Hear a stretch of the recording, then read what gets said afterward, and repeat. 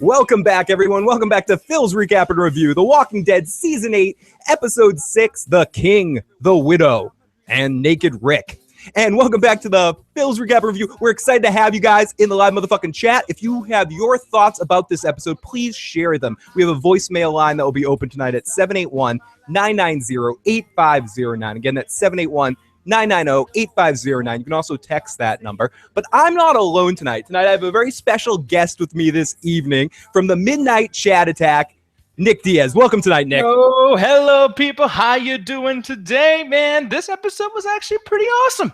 Well, it's interesting. I saw you posting that a couple of times, and we're going to get into this. I do think there were a couple of really decent moments in this episode and some character decisions that kind of were like, finally, someone's not being stupid. But I don't know if it's me or anything. We'll get all into that in a little bit. But we're also not alone. We have with us tonight the live motherfucking chat. The motherfucking chat is here, and the stream is live. We got Duke Chronic, we got DJ Better, we got KC Atheist with Corey, we got Ren, we got That Is Enough, we got Jay in the live motherfucking chat. Great to see you. I know I shaved. I look like a creepy dude hiding in the corner that's gonna jump out and get you. I know it makes me feel really creepy, but I had the mustache, and I started to shave the sides down to the mustache. And as you know, the closer you shave down the mustache, the sooner it has to go, because you run that difficult line when you get to this point, and you can't keep your mustache going past that point. Man, and it's just as jarring as when Negan fucking shaved his beard, dude. it doesn't. It's really fucking scary, because when I have my beard, I look like, you know, like a 75-year-old podcaster. But when I shave it, you know, it definitely changes up the appearance a little bit, because most of it's fucking white. I can't wait till I'm all gray and I'm Santa Claus, and I have to gain like 50 pounds and be fucking Santa Claus doing that. But we also had Rosita doing a very fun moment. I want to see more of that sort of shit. But if people aren't familiar with Nick Diaz is part of the Midnight Chat Attack here on YouTube. Definitely check them out. Nick, what do you guys do, and how can people find you and all that sort of shit? Oh, man, no, look up the Midnight Chat Tech over there on YouTube. And the thing is, like, yeah, we do trailer reactions, movie reviews. We can talk politics sometimes, too. But the biggest thing about it is that kind of separates us from everybody else is the fact that if you guys ever want to come on and actually talk with us, like through a Google Hangouts call or something like that, you can message us in the YouTube chat, and we'll actually bring you on so you can express yourself. And yeah, man, it's a ton of fun. And I gotta say though, dude, like even with me doing my own thing, I still make time to watch your recap shows. Like I love this shit, man. Like I've been watching you for a long time. Well, I'm sorry that you've had to deal with that kind of thing for so long. No, I'm sorry. No, thank you, Nick. You guys are fucking awesome. You do some wrestling talk as well, some lots of fucking shit, and definitely check them out if you haven't already. Nick's an awesome host, but there's a lot of really fun people checking out this last cast, and they're about to hit their 2-year reunion, their 2-year anniversary. Yeah, they've been. Don't check them out. Their reunion. They're coming back together finally after 2 years. No, their 2-year anniversary here on YouTube. So definitely check them out, and yeah, and enjoy them. But anyways, let's check out. We got Cattigat, we got your babyface Phil. He's a talker. Talkers make you fucking thirsty. I like beards, clean. So I want to start the show off with something. We had a very special voicemail left by someone early in the show. So we're going to start the show off with a 2.5-minute voicemail from a good friend to kind of just get the ball rolling about what he thought about this episode. But yeah, let's hear what this gentleman thought about this episode of The Walking Dead. Hey, what the fuck? Why would you these garbage people? Holy shit! Why would you bring these fuckers back to this show 2 years after the zombie apocalypse started and it was all communication skills? Absolutely fucking stupid to begin with. It's still stupid. Well, they backstabbed you. They killed your people. Oh, we killed your people too. Oh, you only grazed me, so I'm not pissed anymore. Fucking stupid. Unbelievably stupid. Yeah, creepy as the crow says. Prepubescent fantasy world. People actually live on garbage dumps. Whole communities and families live and work scouring these things in areas of the world, and they don't lose fucking community. They still speak the languages of their fucking communities and shit. They don't not know how to communicate anymore. Absolutely fucking stupid. Just why the fuck is Gregory out there even near the prisoners? Why didn't you, if you let him, weren't even gonna let him back in, you had him, he's out there begging, why didn't you just throw him right to a fucking cell and let him cool his fucking heels in there? Why is he all walking around and shit? That's only the first commercial break, too. And yet another episode starting the letters they deliver is the pretense for great monologues at the beginning. Inspiring monologues. And fucking, what's his name? Is it Reggie? Is that his name? King Ezekiel's guy outside there? What's that guy's name? The fucking simpleton. This is what I do. Really, that's what you do. There's great need to protect King Ezekiel in this fucking community where you need the bodyguard to stand there instead of a big fucking strapping young lad to go and help build shit and farm shit and do work. No, don't help us with the manual labor. Yeah, just stand there on his porch and protect the asshole who has a fucking 500-pound cat running around the fucking village. Oh, no, he lost his kitty, so he's mourning. Oh, my fucking God. So everybody, good night. We'll talk to you guys next week. Joe has one more 30-second message, but I agree with a lot of what Joe was saying, especially about the trash people. Nick, I don't get what Rick was thinking going back talking to these people. I don't know what you were thinking about that. The thing is, like, I know that was a pretty silly situation too, but the fact is, like, the whole groundwork of the show has been done because of stupid situations. For instance, I mean, let's go back to when Negan was first, like, revealed, and Rick is literally, being stopped 4 times by Simon in the gang, and he's just like, "Hey, I'm gonna kill you." It's like, no, the fuck you're not, dude. Like, they got you covered. Like, you can't even get your ass back home yet, and you're over there, like, just talking shit all the time. But it always leads to something big. And for me, entertainment-wise, man, like, I don't know what the fuck's gonna happen. For once in this season, I'm like, what the fuck's gonna, like, how's Rick gonna get out of there? Do they know that Rick's in there? And what's gonna happen next? Like, it's gonna be fucking awesome, man. I can't wait. No, and I gotta say, at least for my interest in this episode, I think my biggest problems with this episode have to do with everything that's happened leading up to this. I think a lot of this could have been pushed together and not have to take so long to get to the action point. What I really liked in this episode was Maggie. I like her being back to being a rational human being that's fucking thinking. I like Daryl not giving a fuck. I like the silliness of watching Rosita use a Star Trek blaster and disintegrate someone, because I don't know if any real, it was literally like a blast. And I like how we're showing Jesus to be wrong in his stupidity. I guess I a lot of it just has to do with me and my interest in this particular storyline. I feel like a lot of this could have just been like contrasted or pushed together and been a little bit more interesting. But I agree that this episode and the episode with Ezekiel and stuff, I'm a little bit more interested in. I also like Carol with kids. Carol being shit-talking to kids, even though the youngling looked worse than the Jedis fighting in Revenge of the Sith. He looked like a youngling. Carol, I'm a youngling. Is Carol going to kill the youngling again? And I like the comedy of like bringing him out to the woods to say your goodbyes. But I can't help it, Nick. I wanted to be into this episode. But and again, this is where I think it's me more than it's the show sometimes. I was bored for a lot of the first half of this episode and a lot of times. And I'm just like, oh, fuck. But maybe it's just me, dude. Maybe I'm just fucking so bitter and jaded by this show that it's really tough. I hear Joe's shitty Jiminy Cricket voice on my shoulder every single day. Yeah, like a crow himself. But the thing is, though, is like the one thing I will say is that it was jarring a couple of times too, because one thing I really can't stand is when they negate or contradict certain messages of the show. Like, for instance, the whole show is about like, oh, we gotta stick together and like all this fucking like super depressing, very low talking moments, and then you get a scene where Rosita blows a dude up in the worst CGI fucking explosion I've seen in such a long time. Like, I'm sorry, that was cool and everything, but Jesus Christ, dude, like she did not need to blow up this dude with a rocket launcher when he's like 5 feet away. You know what I mean? Like, I thought that was kind of ridiculous. And yeah, it was just for shock value. I mean, ultimately, if that's the kind of show it's going to be, you got to go full into being that kind of show. If you want to be that ridiculous, you can't.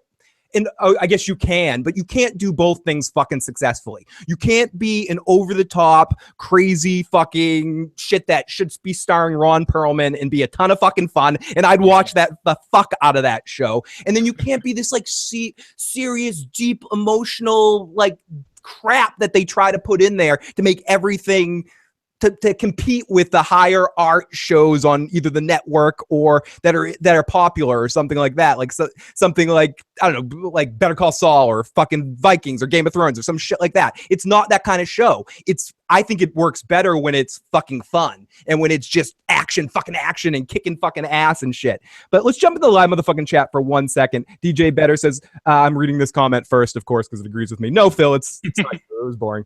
Atari Dad says, I think the idea about the way the garbage people speak is just that they talk as little as possible because talking too much gets you killed in the world, but still kind of dumb in execution.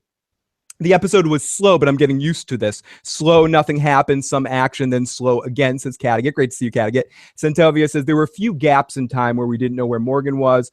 Dwayne fucking Jones, I miss Morgan. The RPG kill made me laugh my ass off. Me too, I laugh too. Centovia says, this was a boring episode. Phil's right. I don't know what the other guy's watching because he said it's pretty awesome. Yeah, fuck you, Nick. Don't come on my show and say good things about the show. How the fuck dare you? But what were some of your favorite aspects of this episode?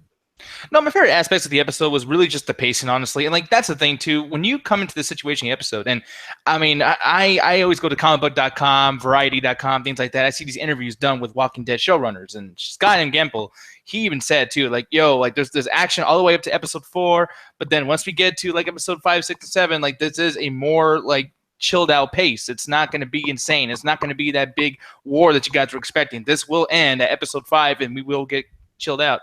So I was expecting something a lot worse. Honestly, that Carl situation, I thought that dude was dead. Like, he's over there with 2 zombies. And I mean, at this point too, I do feel like maybe he got injured somehow. Maybe one of the zombies ripped a piece out of his rib or something. That was just way too close for comfort for me. But yeah, I was just on edge of my seat the whole time. Like, I mean, I thought Rosita and Michonne were going to get like either captured or maybe Rosita finally dies because she's getting on my fucking nerves. Like, there's just so much stuff. Dude, it was like in those scenes, it was like, oh, Rosita and Michonne here. They need to collect paychecks this season. Let's get them in an episode. They need to make scale this season or something like that. Igor's in the live chat. Hey guys, just had a needle in my eye at the hospital. Love grinding metal chicks after I watched this episode. Igor, be careful. Be careful. We're talking about not my type of porn. Igor, you're one of the wonderful ones. I got to give you a big go hug yourself. Corey Mitchell says, Rick, look, if we just talk this out, I'm sure we can be friends. Sure. Lynette says, I just started watching a few minutes late, but the garbage people really walking around naked in the garbage yard, I'm going to add, that can't be sanitary. That can't be. Breaking news, by the way, too. Atari Dad just said that Morgan was announced as a crossover character for Fear the Walking Dead. Morgan. Oh, man. Interesting. So that's where he's going to go off to, or somewhere in some of his gaps in time. A lot of people thought it might be Abraham. That was the rumor mill thing. It was Abraham. So interesting. Morgan. I haven't really been watching Fear the Walking Dead, but I could see that them giving Lenny James more to do to keep him around in the franchise. Oh, yeah, no, absolutely. And that's another thing, too, is like this episode kind of needed Morgan. I mean, when I see people doing Morganisms like Jesus and Maggie and everyone having this stupid dialogue of like, should we kill the people who kill us all the fucking time? Should we defend ourselves? No, because I'm pregnant. We need to have another episodic reason to continue on, you know. I'd rather see Morgan do it because it's his character. Why is Jesus having this dialogue all the time? It's ridiculous. It just comes out of nowhere. Yeah, DJ Cattigat says, are you serious? I'm not happy about Morgan. None of us understand the Morgan crossover. I'm saying what Big E says. I haven't watched Fear the Walking Dead since season 1, so I have no stake in this. So Michonne is not worried about her coins from The Walking Dead. She made bank from being in the Black Panther movie. Very good point there, and that could explain it also why she didn't have as much to do in this particular season either.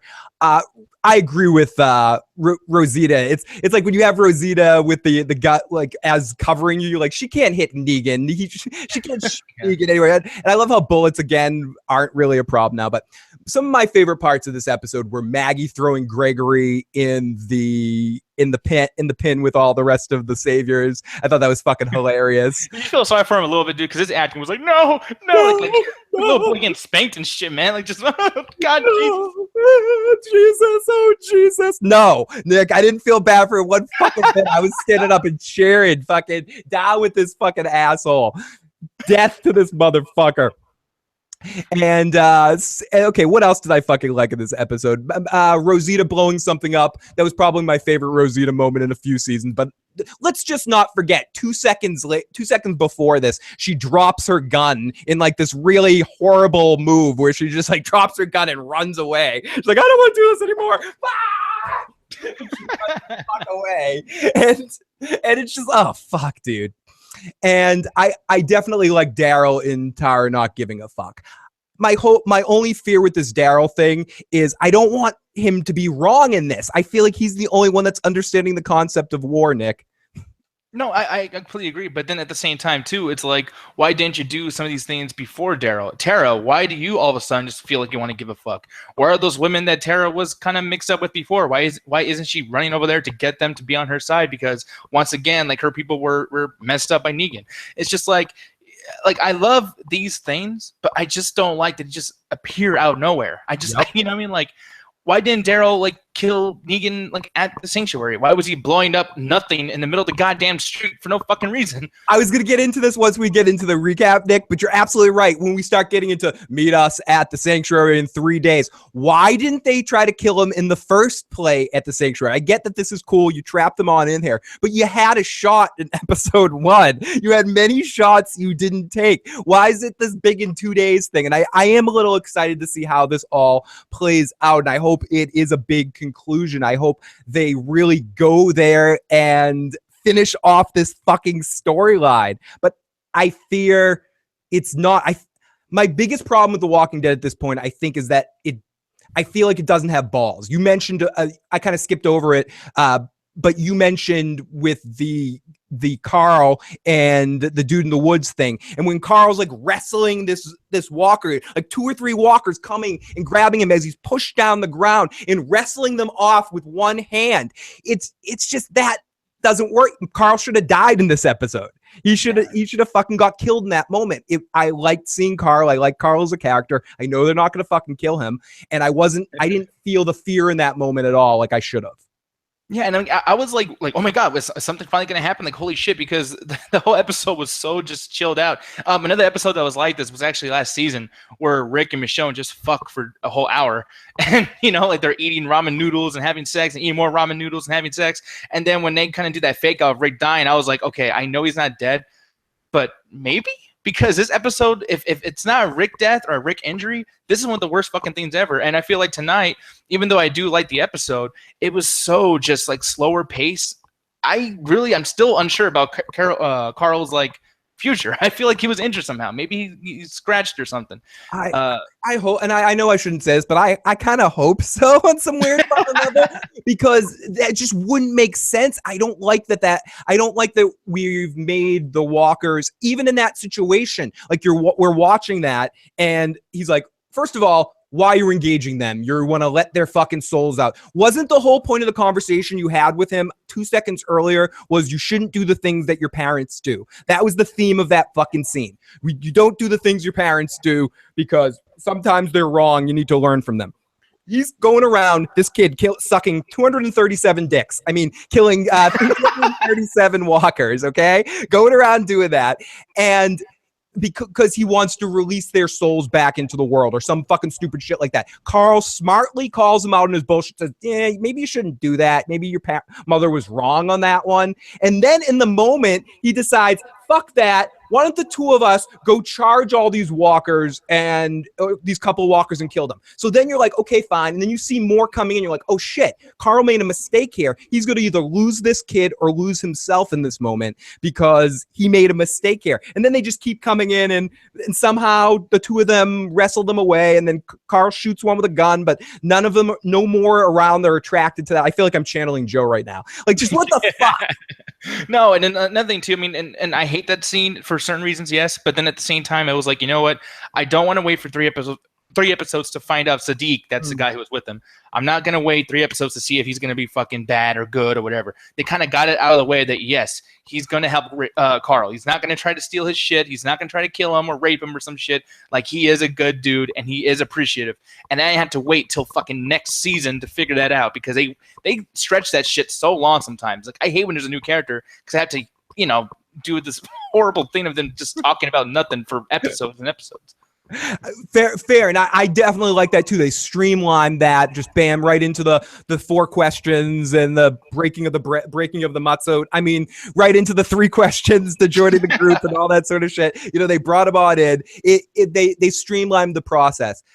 it's just more stupid mistakes after stupid mistakes for Carl with he's lost his eye. He got shot. He had to eat a bunch of chocolate. He has to date Eden. I get it. I get all that sort of shit that he's had to face. But ultimately, I think Carl probably should have died in this moment because that was really fucking stupid.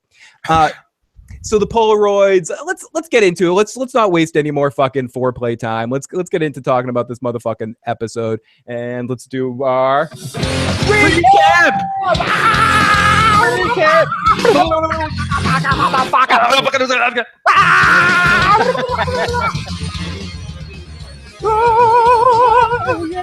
Oh, don't just start getting them saviors over here saying like that. Jesus Christ. I know. Following the song, and I love how that worked out for them too in the end, because I was worried about that. What are they following a song for? Who gives the flying fuck if someone's singing? But no, they were smarter than me in that moment. They were fucking smarter than me. And we see Hannibal O'Neill in the live motherfucking chat, and let's play a little bit of fucking some Hannibal fucking music leading into our fucking recap.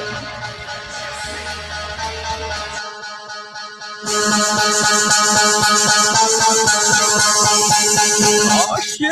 That motherfucker! It's called "Running from a Serial Killer." Okay. So the episode opens up. We see the most dangerous thing in society: chasing. Awesome stuff, Hannibal. I'll play some more throughout the episode for some mood situations. Awesome. Evil shit. That's some good fucking evil shit. I'm scared. I have to look behind me and see if that fucking Klingon's gonna kill me with his bat left. Okay, so we start off the episode. We open up to a microwave, and Rick gets a note in and out of it, and we see that this is the communication method. And then the whole beginning part of this episode, I think this device from all the it's just more of the same. Unfortunately, it's another way of giving speeches and stuff, but I didn't mind some of this. I thought it kind of worked cool from just a filmmaking standpoint of showing us the stuff while having monologues and shit going on. I didn't hate this opening scene. For me, like, this was kind of bad. Like, I'm sorry, man, but like, no, don't fucking. It's awful. There's certain things like, yeah, like, I'm trying. I'm so fake. I fucking hated this fucking shit. No, I'm trying. No, it was all right. It was all right. It's the same shit though. Nick, go tell these people why this fucking sucked.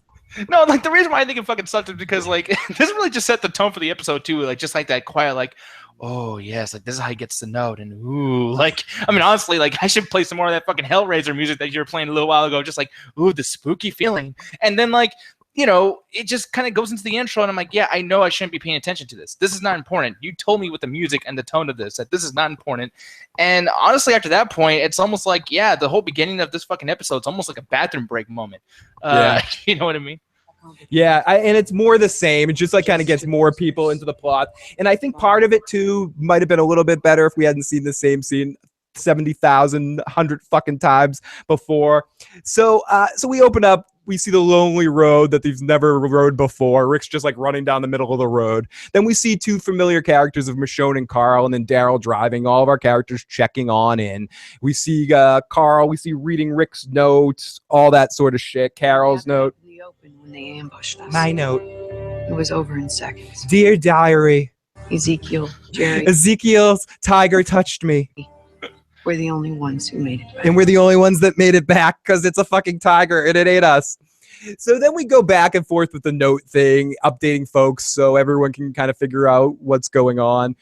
And Rick says, I'm going to the next step of the plan. And I guess the next step of the plan revolves around him being a complete stupid dumbass and going to the fucking trash people all alone and just walking in there like, hey, I'm going to fucking kill you fucking guy, or you guys are fucking dead if you don't join me or die, he basically says to them.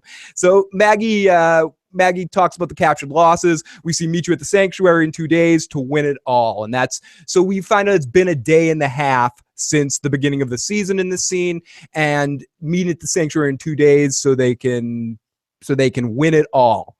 And they've we see the Rick shot from the trailer as he looks at the camera. We see the fucking trash woman doing some sculpture that would make Nick from Family Ties happy. If you've ever watched Family Ties, you'll know what the fuck I'm talking about there. Like, seriously, she's making like a carbon copy of one of those fucking things. The fucking Alex P. Keaton's like, fuck, dude.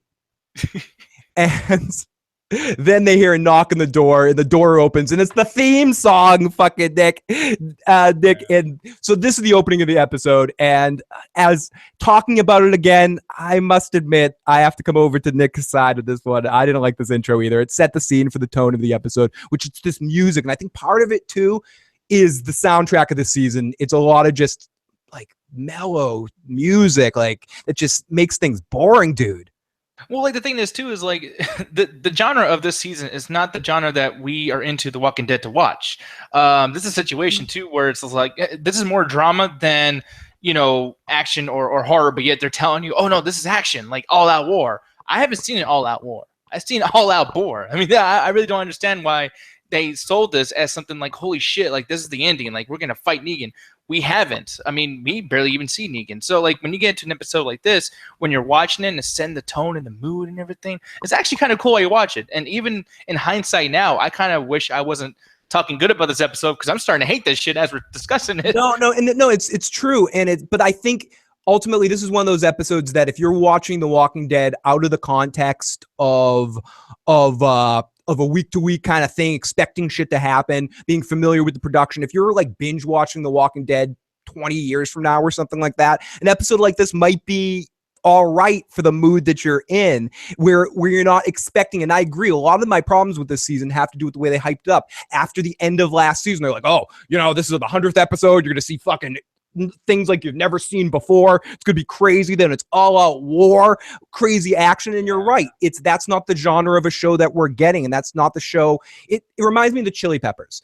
I love the Chili Peppers early music, the punk funk, when they were just like crazy friggin' on the verge of like metal funk. And I even love up to Blood Sugar Sex Magic. But those later years, the emo pepper stuff, that's the music they want to make. I kept wanting them to make more funk heavy music, but that's not what they want to do. So again, maybe it's me. Maybe you're right. They're not making the show I want, but maybe it's the show some people. If you like this show, not you, Nick, if you like this show and you think I'm fucking full of shit, get in the comment section, tell me, or call on in and leave a voicemail. I love to hear what people are loving about this season and what maybe me or Nick or Joe or any of our co-hosts that we have on here might be missing. I have to say a huge thanks to Leanna Finn in the live motherfucking chat for a super chat donation, $20. Thank you so much. Let me spin this motherfucking wheel twice for you. Thank you so much, Leanna. Let's jump in the live chat a little bit. So we're going to have to wait a whole episode to watch them saving Rick. Yep, that's going to be the second to last episode, and then the last episode is going to be meeting back up. Or Rick's probably going to... Rick's going to convince them all to join the fight, and then he's going to roll in at the last minute of the battle like Gandalf the White and save the day at the fort when Daryl's trying to go all crazy. Okay, so you say that, though. Here's the thing that I'm kind of curious about, because right now Daryl and Tara are like, no, we're not going to forgive Dwight, even if he's helping us out. Like, we're going to get this motherfucker back. But with you just saying that right there, even if Rick does come at the end with the help of the trash people, which, by the way, I like how they don't really have a name or they don't like say enough, because they're just the trash people to me, garbage pail kids. I don't know what the fuck. Yeah, the garbage pail kids. But like with them helping Rick, it's like, put yourself in that situation, Phil. Like, would you be able to trust them or forgive them if they even helped you kill Negan at that point? Because I couldn't. No, I don't even know why Rick's going to them. They obviously don't seem to need the guns because they have plenty of guns and plenty of bullets and plenty of people, and they have the saviors trapped in that situation. Why do you need them in that situation? Yeah. You completely have them all blocked in. What part of the plan needs them at, like, are you suddenly going to tell me, oh, we don't have enough weapons now at this point to finish these guys off at this point now? You did all of this without the weapons. It was all depending on capture. Then why are you wasting so many bullets all the time? The weapons aren't the problem. I think they want the numbers, I guess. But I still don't understand the rationale of why, you have to get these fucking garbage pail kids. It doesn't make any sense. Leanna, you got drink on the first one. I'll definitely have a drink. And let me give you one more spin. Thank you so much, Leanna, for the super chat. And anyone that gives us super chat donations, it means so fucking much to us tonight. Let's go all out bore. I was hating it tonight, but I was watching it. The season has raw potential, says I am thrown. Let's get the people. Don't forget to use my Amazon link if you're going to do. And thank you, Ren, for sharing that in the live chat. And I'll talk about it. Yes, use my Amazon link if you're going to do any fucking Cyber Monday shopping tomorrow. And you can see that in the comment section or the description box below. Thank you so much, Ren. So the Scavengers were a faction in the comics that was replaced by the Wolves. So yeah, the official names are the Scavengers. We're gonna go with trash people. Yeah. Our garbage pail kids. I like garbage pail kids. I really do like that. The only reason I like them too, but I think it soils the name of the garbage pail kids. Let's call them like Garbage Pail Kids the movie or something like that. Exactly. I actually like the cards. No, but Garbage Pail Kids is much more accurate. I feel like that's an insult to Adam Bomb and all those original Garbage Pail Kids. So anyways, so we're back in and some food's being handed out. Jesus and the Savior dude is like, yeah, take the food and shove it up your ass. Take it out, shove that food up your ass. And then Maggie comes out, and Maggie's like, "Dude, you're feeding them our food." And he's like, "Oh, it's just like, it's some avocados that like no one wanted, so I'm like feeding them the avocados. They're like totally okay people." And this one guy, this fucking Savior's just like, "Jesus, go fuck your mother. I'm gonna fucking kill you and rape Maggie and fucking kill her baby and strangle it with the umbilical cord, you fucking piece of shit." Who's not a bad guy? What are we gonna do after we beat these guys? Yeah. We have to ingrain them into us. This is my least favorite part of the episode. I like how Maggie called him on, but I don't get why we have to have one character like this. And I really hate the fact that like it was just boring. Like, I mean, like aside from just like the stupidity of the situation and just how these characters contradict themselves, like they always fucking do. But like this particular situation, it's like I couldn't even hear that dude that was talking shit. I honestly, dude, when he was talking, I was like in my head, just like, okay, just accept that he's a bad guy, just saying bad shit. Because I have no idea what the fuck that dude was saying. He's just like, "Yo, Jesus, I'm going to I'm like, what? What the fuck are you? What?" Like, it was bad audio, very, very bad. It really was. It really was. And we can listen back to it. It's just hard to hear what's going on. They're giving away our food. Oh no, it was before that. But yeah, it is. It's that whispering, man. So much fucking whispering. And Nick Diaz, this podcast is really great to have me. It's just an emotional moment of today's society. It's just getting me inside, and it's great to have you finally here after seeing you in the chat. I mean, you can't do that. I'm sorry. It reminds me of something I heard on the South Park guys did a college movie called Cannibal, the musical. If you haven't seen it, it's very funny, very over the top comedy, and it's definitely, you can see the foundation of where their comedy came from. But anyways, in the movie soundtrack that they do for the for it, or the DVD commentary, like a lot of the time in the movie they're mumbling. They're like, we read in a book that if you mumble really quietly, that's what good acting is. Yeah. So that's what we tried to do. They're like making fun of themselves doing it. Man, as much as I talk shit about that, though, I will say I would love for you to do a recap part of that, like recap. Everybody, welcome back to the show, and this is Phil, the issues guy. I'm sorry, everybody. Let's go back to the episode. So,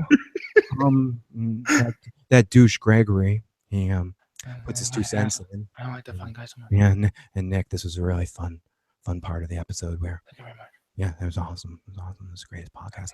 This is the greatest. You look really glad shaven. I like it. Clean face. Oh, this podcast is fucking amazing. No.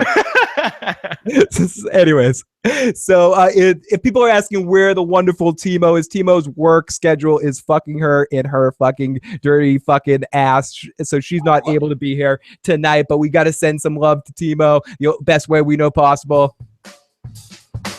It's Timo's rip of the night. It's Timo's rip of the night. Oh yeah. Oh yeah, here's some love for Timo. Get it.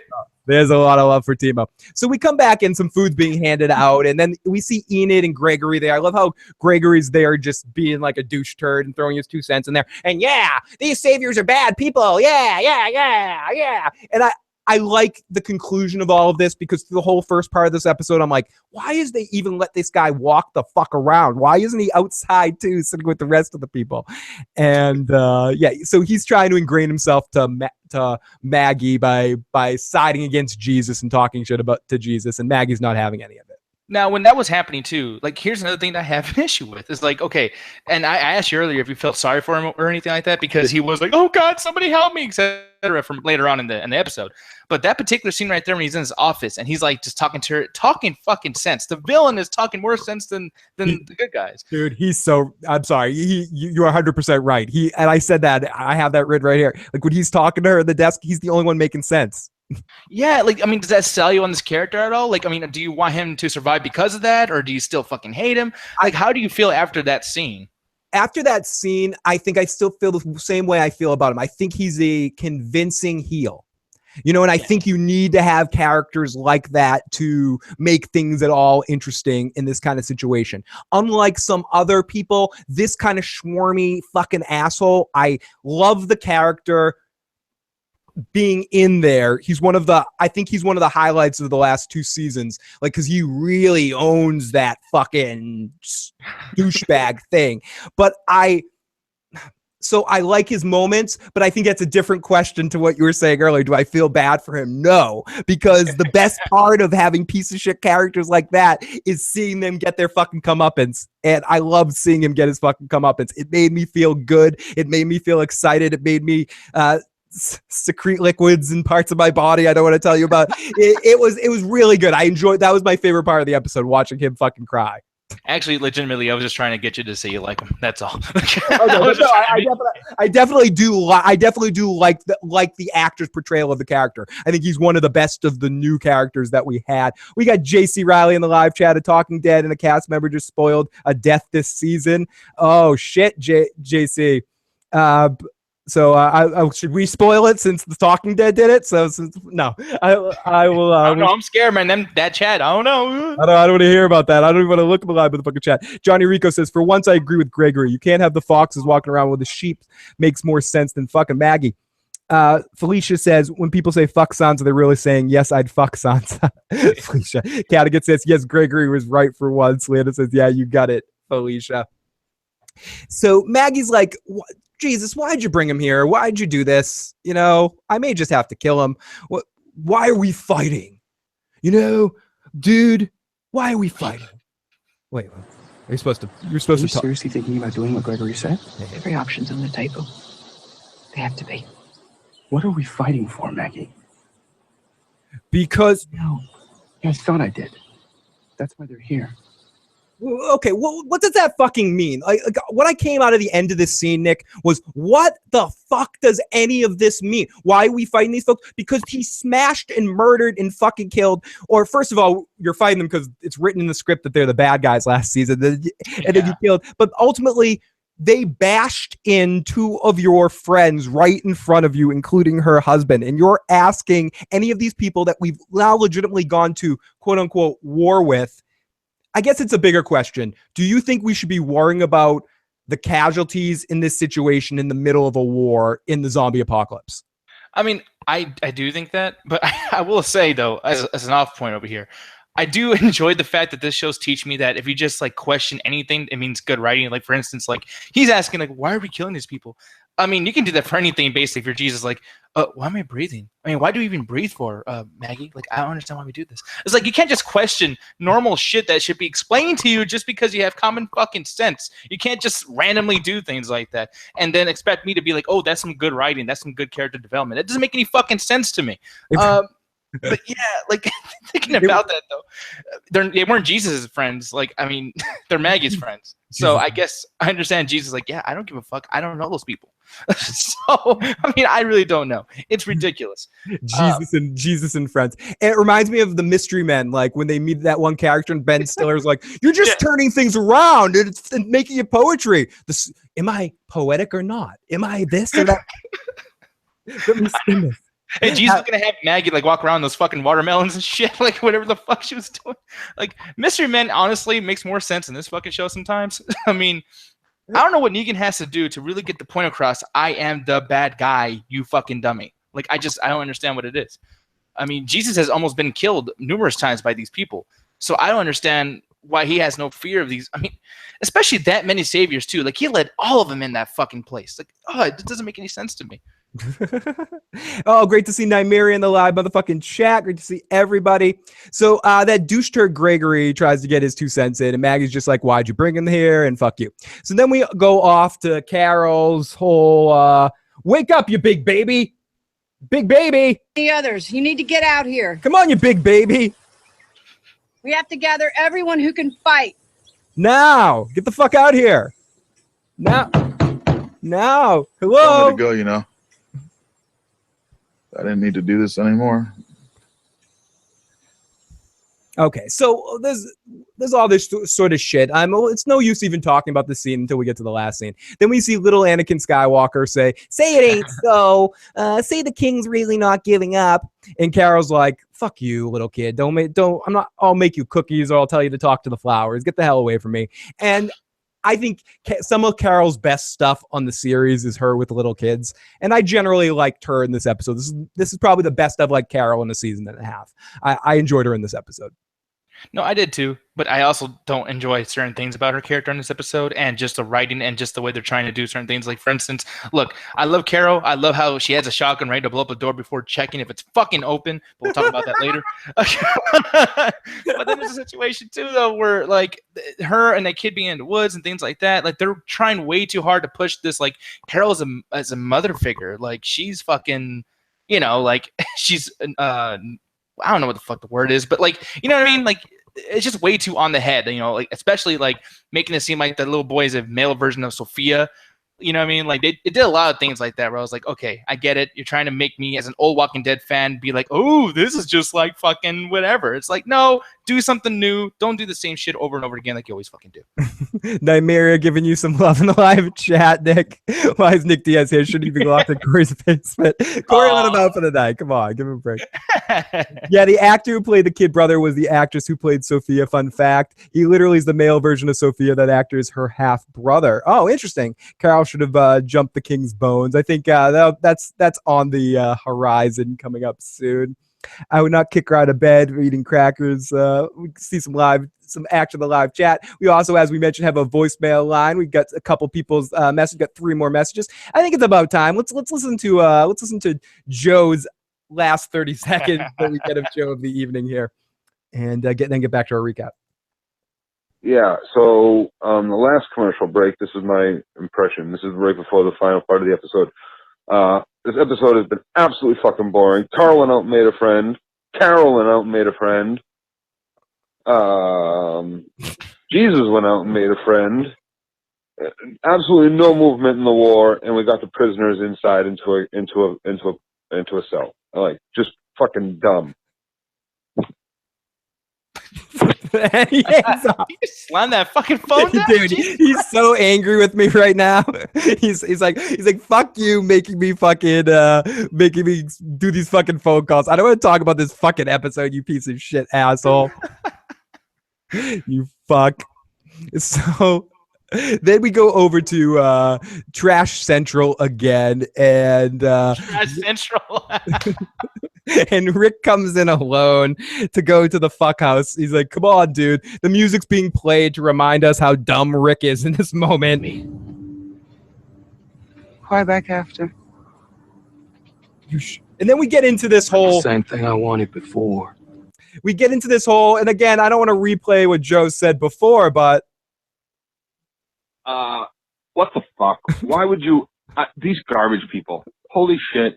Why would you bring these fuckers back to this show 2 years after the zombie apocalypse started? And I'm going to repeat everything Joe said there. It's just, come on. And then they get to this whole it's almost a Abbott and Costello routine. You shot me. No, you grazed me. If you grazed me, you didn't shoot me. Who's on first? What's on second? I don't know. Who's first? Did I get you? No.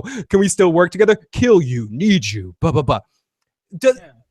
Does the way these people talk bother you, Nick, or am I making too big of a deal? Because it irritates the fuck out of me. No, and dude, it pisses me the fuck off too, and it pisses me off too that they do this weird little like flirtatious fucking thing. Like, they need to fuck already or not, because I'm so sick of like hey, say yes to the deal. No, don't say yes to the deal. Okay, I want 10. I want 11. I want 12. I want 13. 13 of what? You gonna trade trash? Like, what the fuck? Like, and they do that with Negan as well. Like, Jadis goes to Negan in the finale of last season, and she's like, hey, I want 12. I want 13.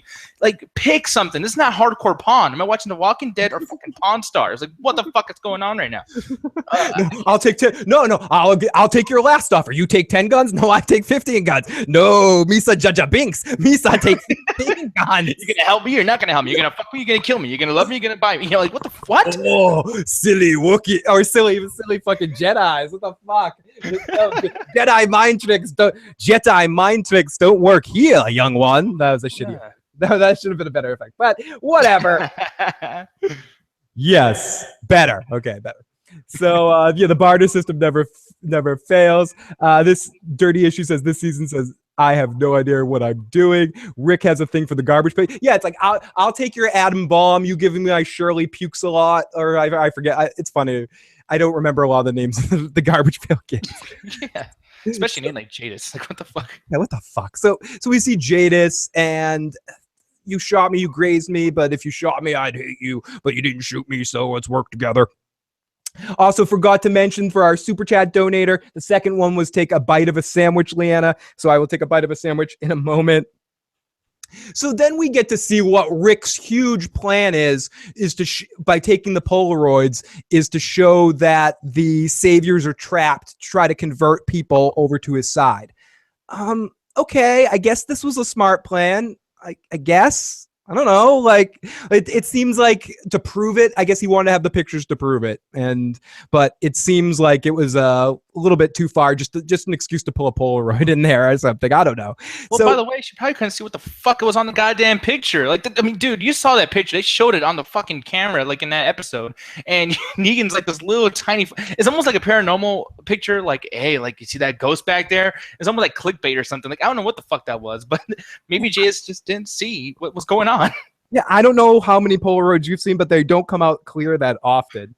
And when they do, they don't last that much, and they're hanging out in his dirty pocket as he's getting into a fist fight with Daryl and get crumpled and shit, but he's just handing them out. He's like handing out the pictures. There you go. I got a picture for you. It just seemed a little bit like, why do you fucking need them?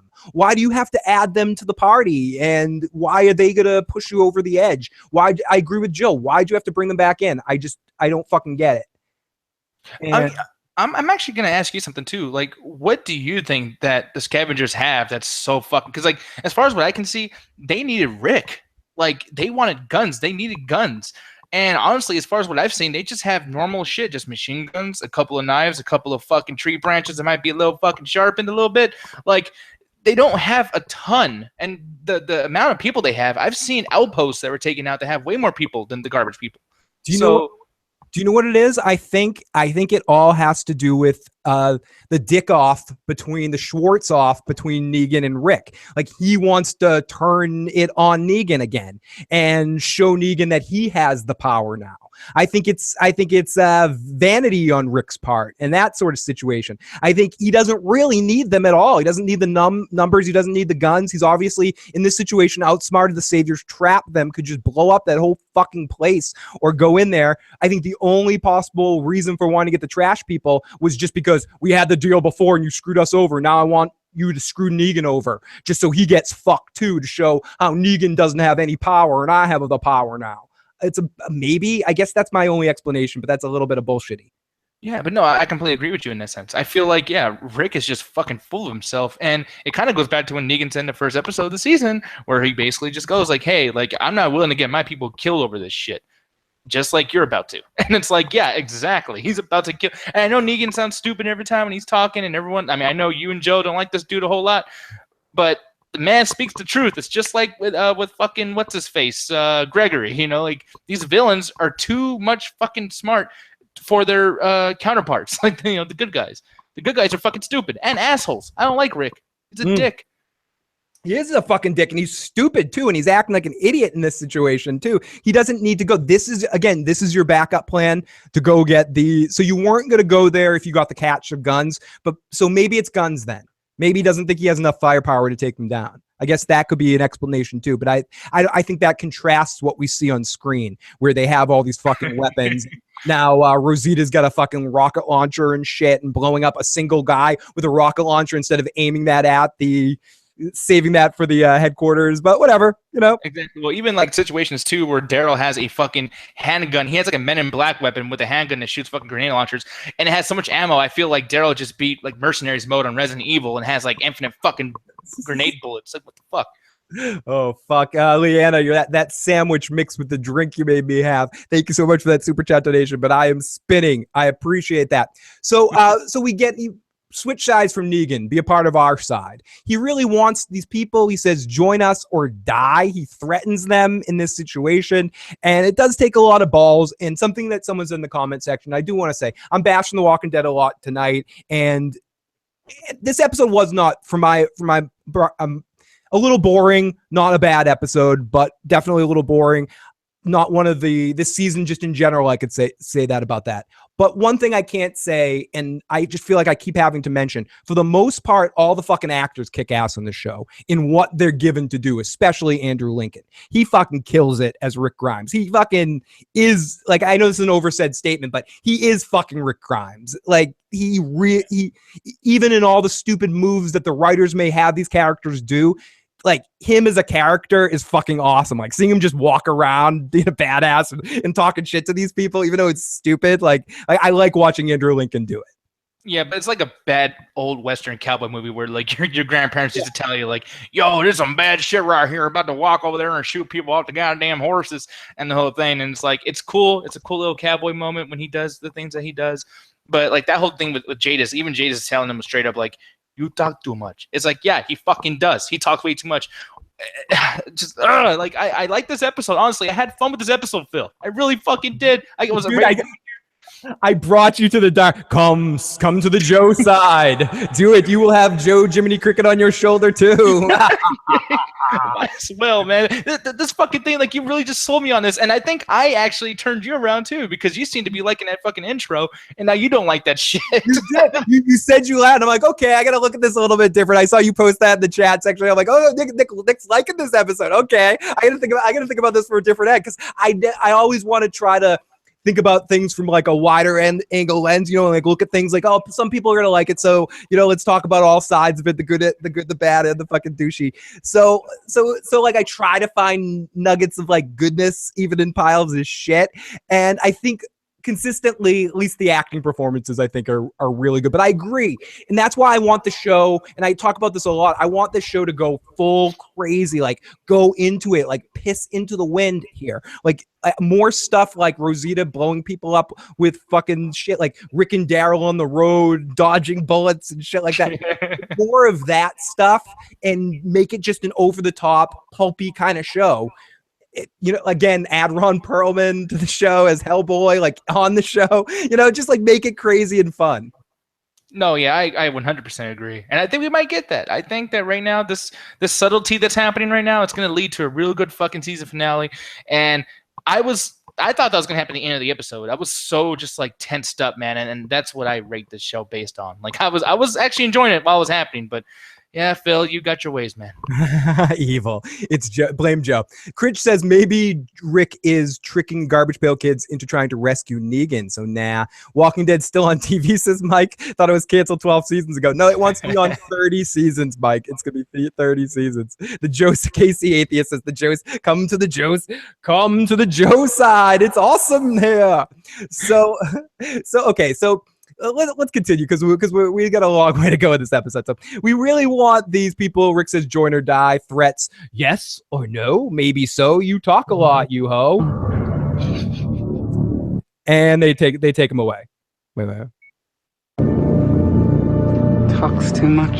I wanted to start the show with that. Phil the Issues Guy. Yeah. That fucking asshole Phil the Issues Guy. Yeah, he does. Shut up, you motherfucker.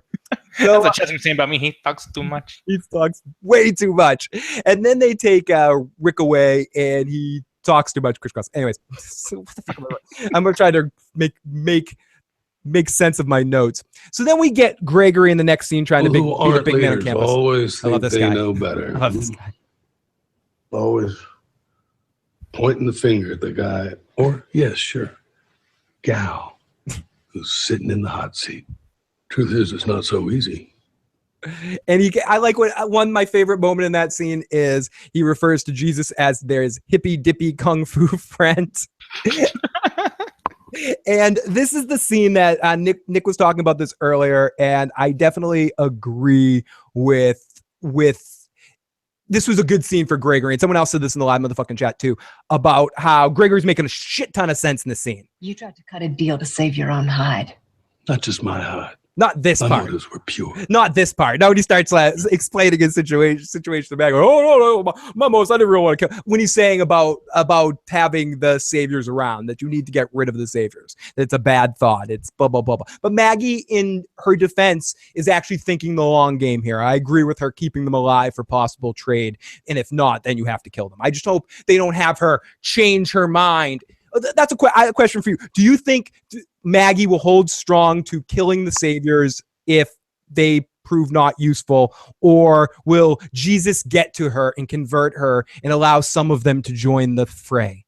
Oh, Maggie's already thinking that way. Jesus already got to her, and probably got to her more so before he even fucking got there in general. Oh, dude, you're so right. But the thing is, though, I will say, man, like, I agree with Maggie, honestly. I agree. You can't just be killing people, because people do shit for certain fucking reasons. And I think even Maggie would have done some bad shit if it was Negan that was fucking telling her what to do. And she almost did some bad shit before, so let's not pretend like everybody's fucking amazing. However, that dude, like, that one bad guy who's always smiling, and we've seen him before, and I mean, I know we're going to talk about it a little bit, but we've seen him do some pretty evil shit, and he's been talking shit this whole time, being roped up with the rest of these guys, trying to get away and causing all this shit, and always saying some sly little comment.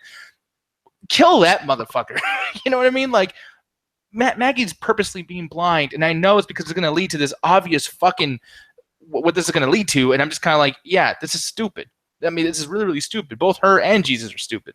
Yeah, you can see just a clunky situation where this dude's going to do something horrible, and then they're going to have to kill that one guy, or it's what we've seen if we're to believe that good bad guy Aiden, I think his name is, face bad guy, is going to save Maggie or Jesus's life from asshole at the end of the season or something like that, and will prove to actually be on the good side or something.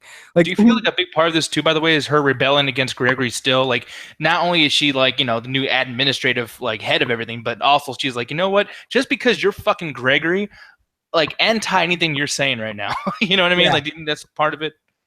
Yeah, a little bit. And Nightmare asks, is he the Christoph Waltz and mannerisms, the smiling bad guy? A little bit like that. He definitely owns it. He's a little bit less in command than Christoph Waltz as a villain. He's a little he's a little bit more schemy and like slimy and wimpy. He's a fucking weasel. He's a weasel. He's a fucking weasel, dude. That's absolutely that's the best fucking word for it. So yeah, they should absolutely kill that one. Like, that guy keeps talking shit. And that's another thing about Jesus too in that situation. Jesus is probably the best individual fighter they have there and in the whole situation, and they're turning him into this. What if you really want to have his point carry weight? He should have snapped that dude's neck. You know, like be like, okay, you know, I'm trying. Now, if any of you guys, like, and I'm not saying it's you kill everybody, you do mass genocide in that situation, but this guy's constantly talking shit, telling you he's going to kill you and rape Maggie and kill her child and fuck this and fuck that. You kill that one guy and go, the rest of you guys are cool, you know? And most of them stay in line. And I know that's sort of Negan-ish, but whatever, it fucking works. Yeah, and by the way, too, like, they follow Negan, so it's not like they're gonna go like, "Oh God, that was so evil that you did that." They're gonna be like, "Oh yeah, these people have just as big balls as fucking Negan, and we follow Negan, and we're scared because there's more Negans here. Let's follow extra Negan." Like, you know what I mean? Like, yeah, it doesn't make sense to me. It doesn't make sense. It doesn't make sense that Jesus would take this tact, and it seemed to come out of nowhere too. At one point, he was into it, and again, you're in a war type situation. He's one of your best assets there because of his fighting and his stealth skills and all that sort of stuff. It's again, to me, it just stinks of, okay, if we have Jesus, he can just kind of break in there and slit Negan's neck because he could probably beat up all the saviors, and if they do a distraction, that's too easy. So what can we do with Jesus's character this season? Well, Morgan's gone. We did that with Morgan already. We did it with Carol, so we can't do it with them again. I know. We'll make Jesus the guy who's talking about morality and bullshit, and it will make sense because it's it makes sense. You know what's great? This is all a lead up to just him doing some gay thing with the other guy, Aaron. Like, this is all not going to matter by the next mid-season or whatever. Like, this storyline is going to be completely, like, ignored. Yeah, it's not going to fucking matter. Remember when Morgan had the wolf guy in the prison and we all knew how that turned out? Do any of the characters in the season learn from previous mistakes? No, they keep repeating the same stuff. Ren was saying that before. It's just repetition with a lot of type of situations. So then we see Michonne and Rosita, and they want to collect their paychecks. And I like seeing these two because it's been a while. And I feel like their characters I know a little bit more, especially with Michonne. I don't necessarily like what they've done to her character, but it was good to see her. They're both healing, but they're okay, and they're angry, and they want to get paid this season, so they're going to go off to the sanctuary. So then we see Tara and Daryl have their little discussion where let's yada yada this a little bit. Tara and Daryl have a discussion. They say that we're the only sane people on the planet. Tara's like, I agree with you keeping Dwight alive because he's really helped out, but eventually I'm going to kill him. And Daryl's like, maybe we can both kill him. And they go off to do their thing. Yeah, honestly, all four of these people you just mentioned, they should just form their own group called Team Teen Angst. Like, they're all just like, someone in the chat right now just said too, like, driving Miss Pouty Face, Danae Washington. And the thing is, yeah, like, Rosita just sitting there just like all like just resting bitch face the entire time. Daryl makes sense, but then he almost got himself and Rick killed last episode, so he's a fucking idiot.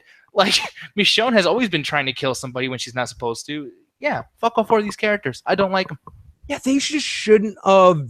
They shouldn't have been there. There's no reason for it in that situation. I get what they're thinking, but it's been a day in their world. It's been a day and a half. You can't sit around for 2 or 3 days and heal up and just stay out of the situation.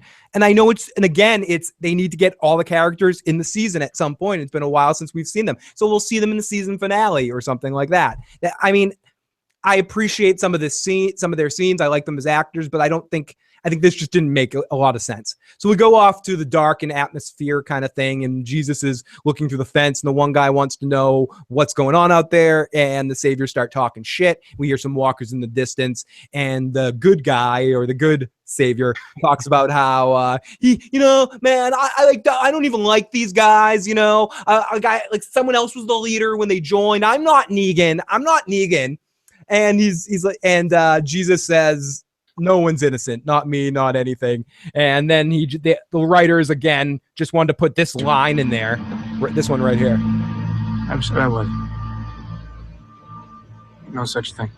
Oh no, you couldn't really hear it. I'm not an angel, Jesus. There's no such thing. Ha ha ha ha. But once again, the bad audio, man. And it's not you. It's not Phil, by the way, people. It's the fucking show. Like, it's just like that music's playing. The music's louder than the fucking dialogue. It's just like, oh, not him. No, I'm not good. And you are so grown accustomed to these awful fucking pieces of dialogue where everyone says the same thing. Like, I'm not a bad guy, but I will be eventually. Like the whole fucking thing. Yeah, exactly. And that's what it's like. And it's fucking awful. What's up, Tim F in the live motherfucking chat? Great to see everybody in there. K Rich. Rick is collecting names of women Negan groped 40 years ago. Garbage Queen is the last one. Negan will be forced to resign from leader of the sanctuary and put an apology out there. So then we get more adventures of something that's more compelling than the entire season of The Walking Dead for me. The adventures of the machete. So then. And this is actually this is probably one of my favorite of these webisode type things that they've done. I'm enjoying this a good deal. And we see actually a fearful situation where some claimers apparently, come into the house. And this girl is hiding in a closet, but someone comes towards her but doesn't actually get into the room. But I believe her machete got left on the table, so the machete moves on to the next location. I just thought this this actually felt kind of fearful. I felt fearful during this, and it created kind of a good sense of something. So I'm enjoying these webisodes. I don't know if you've been following them, Nick, at all, or you enjoy these webisode type things or think they're shit. I mean, I have, but this particular one, especially when they're so I mean, it's a commercial break, so like I'm obviously not going to be paying attention, but I've seen these done better. I mean, this situation where literally it's like, if this was on the main show, this would be a boring scene. This would be an awful scene, and it's its own thing. Like I didn't dig it, and that machete needs to fucking find Rick at this point. Like, god damn it, that better happen at the end. You know what I mean? Like. Steven says the machete is stupid as fucking hell. Fucking stupid. Machete chop, the like button, motherfucker, says Tim F. Thank you, Tim. I thought Resident was gonna die. I just, it's just another way of The Walking Dead throwing in another commercial for The Walking Dead during The Walking Dead. It's quite ridiculous how many commercials of dick suckery to your own dick. Yeah. Yeah, it's a credit to the whole thing that if you could suck your own dick, would you ever leave the house? And The Walking Dead can suck its own dick, so it never leaves its own house. It's just perpetually sucking its own dick. And so yeah, there's that. Sorry, I was taking a bite of a sandwich there for the super chat donator. Thank you so much. And I did take an extra sandwich bite just for you. Yeah, I wouldn't have taken it otherwise. Of course not. So then we get into we're in the car with Michonne and Rosita, and they have a talk about why they needed to come out here and to shut people like Nick and I up about why they're in this episode. And they have some dialogue about some stuff. Yep, there's the dialogue. It's happening right now. The second they rolled off from the sanctuary and I wasn't with them. It's like... Yeah. Survivors in cars getting coffee. Seriously though, but at least that fucking show has like a pace to the discussion. But that's the truth. There's a lot of it, like the survivors in cars getting coffee, the outtakes, the outtakes of what's actually happening most of the time, not the edited together version. It's just, okay, Mr. Chase, what's it like to be in Christmas Vacation? Well, fuck you, Jerry. Seinfeld. Why are the zombies running around? And why are we scared of them? Well, fuck you, Seinfeld, you piece of shit. It's just so like, and that's one of those things, and it's more, you concentrate on more when you're only listening to the audio. It's less, I'd love to say that, but even on the show, I feel like there's no snappiness to end the dialogue. I don't need it on like a beat, like a sitcom with a laugh track, but a little bit of real simulation of conversation would feel a little bit better. It seems like it's a little bit more. Nick, that day in March when I felt really emotional because the ocean touched my balls in a really cold way. That's pretty emotional. My balls froze that day, Nick. Like fuck, I missed it. Wait, I got my balls fell that day. God damn. They burned off, and then I needed to go to the. That's. I'm totally fucking up. I was gonna go. Then I need to go to the plastic surgeons, McNamara Troy, and get a ball lift. But, sorry. Dude, I'm gonna play that song next time. I'm gonna play with my balls. That was beautiful. In fact, just listening to this makes me want to play the icy ball games of my youth. Okay, that's better. I feel like that's a better point to end there. So, yes. So we're in the car with all of them, and there's usual dialogue. They hear some music, in the distance as they're driving, and that's why they were so quiet, so they could hear the music. And they hear some music in the distance, and they stop the car and they start heading off through the woods. They find a college or a school or something, and hear some singing ahead or some amplification of music.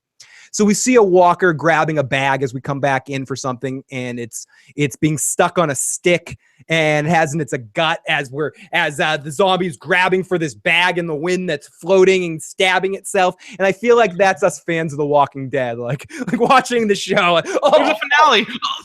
Fuck. It'll be good. The premiere and the finale will be good. Last season was good. I mean, this will get better. Wait till this particular storyline comes into play. like, wait till this comes. Wait till this comes. Somebody might die. Hopefully, for fuck's sake, hopefully. This might be. It might happen. Fuck. So yeah. So we see that kind of situation.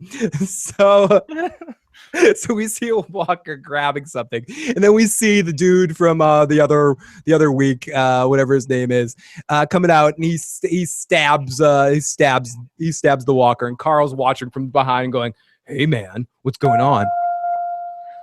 Hey, my dad. Hey, my dad shot you. It wasn't There me. were warning shots above your head. You should like totally join me. I wasn't shooting at you. It's like awesome. I'm like totally the leader. Like totally Carl. This is like the perfect time to like totally get somebody. Hey, dude, look at this hat. Join me. Dude, I'm a badass. Sadiq. Oh, hey, dude. What's going on, Some Sadiq? water? You want some water, dude? You want some food? You want some chocolate? I got some fucking big jar of chocolate for your ass. Why?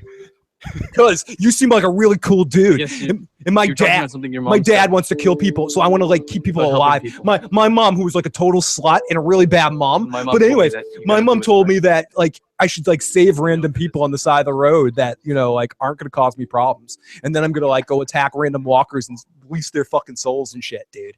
Dude, you want to see my eye? Dude, you want to see my eye? Dude, it looks cool, doesn't Art, it? dude. Captain Crunch. Fucking amazing. So he gives him water. He asks him how many people he killed. 237 or 238. He lost count, as Hannibal was saying. What the fuck? Like, come on, you're being a dick here. Like, what are you talking about? How many people did you kill? One. Why? Because he, you know, was going to turn into a walker, so I killed him. And mom thought we freed the souls. Maybe she was right, but you do not honor your parents if it's the wrong kind of thing. And then we get, like I said, at the end of the scene, we get a sort of moment where Carl's like, yeah, maybe you shouldn't just be going around killing walkers. There's another way. You know, there's living in the society. There's doing something. So, love you guys in the live motherfucking chat. You guys are funny as bastards. I'm gonna say too, I really like how Sadiq watched way too much fucking Nightmare on Elm Street 4 Dream Warrior, where like fucking he's like, yeah, when you kill somebody, the souls just come out like just like they're tangible or something. Like it just maybe like, oh, that's blood, you fucking idiot. Like what the fuck? They just need to collect all the body parts and burn them in the graveyard with the holy water, and they'll be done with the zombie apocalypse. That's the fucking cure of the fucking zombie apocalypse. Yeah.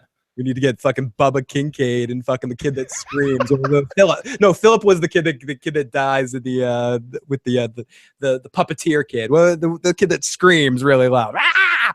We need that kid. So anyways. Well, quick side story. When I was a little kid, I had a problem calling 900 numbers, but I wasn't like cool in calling like the porno 900 numbers. I'd be stupid and call like the Family Feud hotline or the Nightmare on Elm Street hotline or the WWF hotline and shit, like because I wanted to like talk to the wrestlers or shit like that. In the Nightmare on Elm Street one, had a contest where it asked you trivia questions and shit like that. I actually won one of the contests and got delivered like all the Nightmare on Elm Street videotapes and like trading cards and shit like that. And my mother had got the phone bill, which was like $1,000 phone bill at the time. And like she got it in like the same day the package arrived that I won something. And she was so conflicted. She's like, "You won something. Should I be proud of you?" And I'm like, $1,000 phone bill. "I'm not proud of you, you fucking asshole." You know, and then I had And then I think she argued her way out of it because she said she didn't have parents' permission. So they like took away. Oh, so you basically just got free shit then. She ended up having to pay like a third of it or something like that. So I had to like get a paper route and work and collect bottles and cans and pay back. Like I remember it was like $350 or some shit like that from the thing that's funny too is like even when you're telling a story and telling about like how fucking expensive it is, I'm still jealous that you even got to fucking do that. Like I want to do that shit, man. I want to play those video game hotlines and shit and be like, dude, it was awesome. That brief time before I got busted and the $1,000 bill came in, I was calling those things willy nilly. I had the wrestling books and was calling all the 976 numbers, and each wrestler had a different 976 number. So I'd be like on the Roddy Piper line, you know, then you call the Macho Man one or something. And it would just be the wrestler talking on a loop, on like a 5-minute loop. So you listen to it for like 5 minutes, you'd hang up and then put on the next one and shit. The Freddy one was a little bit more interactive, or the Family Feud one, or the Jeopardy ones, like where you actually had to answer questions and push the button in time and stuff. So you'd have to like flip the phone around and push a button, or do one of the ones where the dial was on the bottom. But But yeah, so I ended up paying $335 for Nightmare on Elm Street 1 through 5 on VHS, the DVD of the CD of the soundtrack of Dream War or not Dream Warriors, of the Dream Child or something, and some Freddy cards. So basically, people ask your parents first before you call 781-990-8509 to talk to Fill the Issues guy. Please do. We do not revert. We absolutely reverse charges. So So why you make these traps, how many you killed, your mother was right. So then we go over to the little kid, which was probably the worst piece of choreography ever on the show, where we see this little kid youngling fighting off walkers and for a few seconds. And Carol comes in and shoots up and she's like, "What the fuck's up with you, you fucking dumb piece of shit kid?" I love how she talks to kids. You idiot. You fucking idiot. Follow me. You're dumb. Do you know what happens to kids when they go wandering around in the woods? They never get seen again, and if because I kill them. They're monsters. Is that what you want? I'm not scared. Then you're stupid. Then you're stupid. Dumb motherfucker. You flower-looking motherfucker. I love this. I love this. Again, this is one of my favorite parts of the episode. Funny as fuck. When this show's good, it's fucking good. And this is some good shit where she's like, "No, kid, you're a fucking dumbass. You fucking idiot." And the kid's like, should we go? Oh, go ahead. Oh, no, go. No, this kid's like, fucking, "What? You fucking idiot. I'm an idiot. What the fuck? Just now, were you gonna go back to the Savior's place by yourself? Are you gonna totally do that? I'm gonna be your backup. I'm gonna go with you. I'm gonna fight. I have to get the guys who killed my brother. I gotta get them." And you know what's hilarious about all this, dude? She takes them with her. She's like, "Okay." It's almost like Carol needed another Carol to say, "What the fuck are you doing? Why are you bringing this fucking kid with you? You know there's a fucking war going on out there." Like, it's like you need like layered fucking Carols to tell Carol not to take kids with her in the fucking woods during the zombie apocalypse. You just see this voice in this head somewhere. People gonna die. There's lots of people gonna die. This kid's gonna fucking die. And yes, bro, we got Broke in the live motherfucking chat, and Broke is right, Carol. Ultimately, I think we always talk about this, so let's not like hate on her too much, because maybe she just needed her. Don't have to worry, get your shit, buddy. She needed her fucking shit buddy. That's right. Cheers to all you guys in the live motherfucking chat. Nightmare, oh my God, tell Robin to shut the fuck up and use him as bait for Carol. Yes. It'll be good bait. It'll be a good ghost bait. So she's just basically like, "You're a dumbass, kid. Why are you dumb?" But so we come back in on Jesus's stupid fucking face, and we get more shit talk as Enid comes out and goes, "Maggie needs to talk to you." So then we go back in the next scene and we see Jesus is happy that they're bringing all of them in, and Maggie has a prison cell for everybody, and Jesus is leading them in with a big smile on his face, and he's like, "We're gonna feed all you guys." And Gregory's calling her Margaret. "We can't let these people sitting here. They're fucking horrible. What the fuck, Margaret?" Stop. I will keep the prisoners here. We'll feed him. Johnny says, "At least this kid had some balls for trying to fight zombies. Too bad he doesn't know Carol is evil that kills young ones." Yeah, exactly. Yeah, that's children around Carol don't have a good track record. And I sense. No, I'm gonna say too, like, dude, I never had zombies when I was a fucking kid, and I never fought zombies. But he doesn't know how to use a fucking stick. Like, dude, why was it so hard for him to just ram the fucking thing into a skull of a zombie? Like, I don't understand it. He was like just swinging that fucking thing around like he's fighting butterflies or something. It didn't make any sense to me. Yeah, no, and I was gonna say I didn't get the prop in time, but yeah, when we were kids, every kid in their fucking mother played sword fight, and you were just like, "On guard, motherfucker!" Wait. You're just like, "I'm gonna fucking break something. Why am I even doing this? On guard, motherfucker!" You stab. You put this down before I legitimately hurt myself or others right now. I'll hurt you somehow, Nick. Through I like hit you. You're more dangerous than that fucking kid was. Yeah, dude. Yeah, I'm a mess. Did you send Phil a love message? I have not checked. I'm going to be playing the messages at the end of the show. I do see that we have a bunch of voicemails right now. I think we got, we got Broke. We got area code 832-732 and Jay that will be playing at the end of the episode. We're getting close to the end here. So Jesus is happy they're bringing them all in, and then Maggie turns it around on Gregory, who Just for a minute, Carl. No, please, God, no. Oh, shit, fuck! Oh, no! Somebody! Oh, no. They're gonna fuck me in there. Suddenly the camera pans around to Vern Schillinger, who goes, listen, Prag, you got any pictures of Spider-Man? and Gregory doesn't have any pictures of Spider-Man. He's fucked. So he's gonna be Vern Schillinger's bitch in that fucking prison cell. Since we're here too, I just want to say, I know we talked about this before, but god damn it, dude, like that shit broke my heart. You know when you have you have a friend and they have an annoying ass fucking kid, and you're like, dude, I just hope like my buddy just slams that fucking kid against that wall because he's so annoying.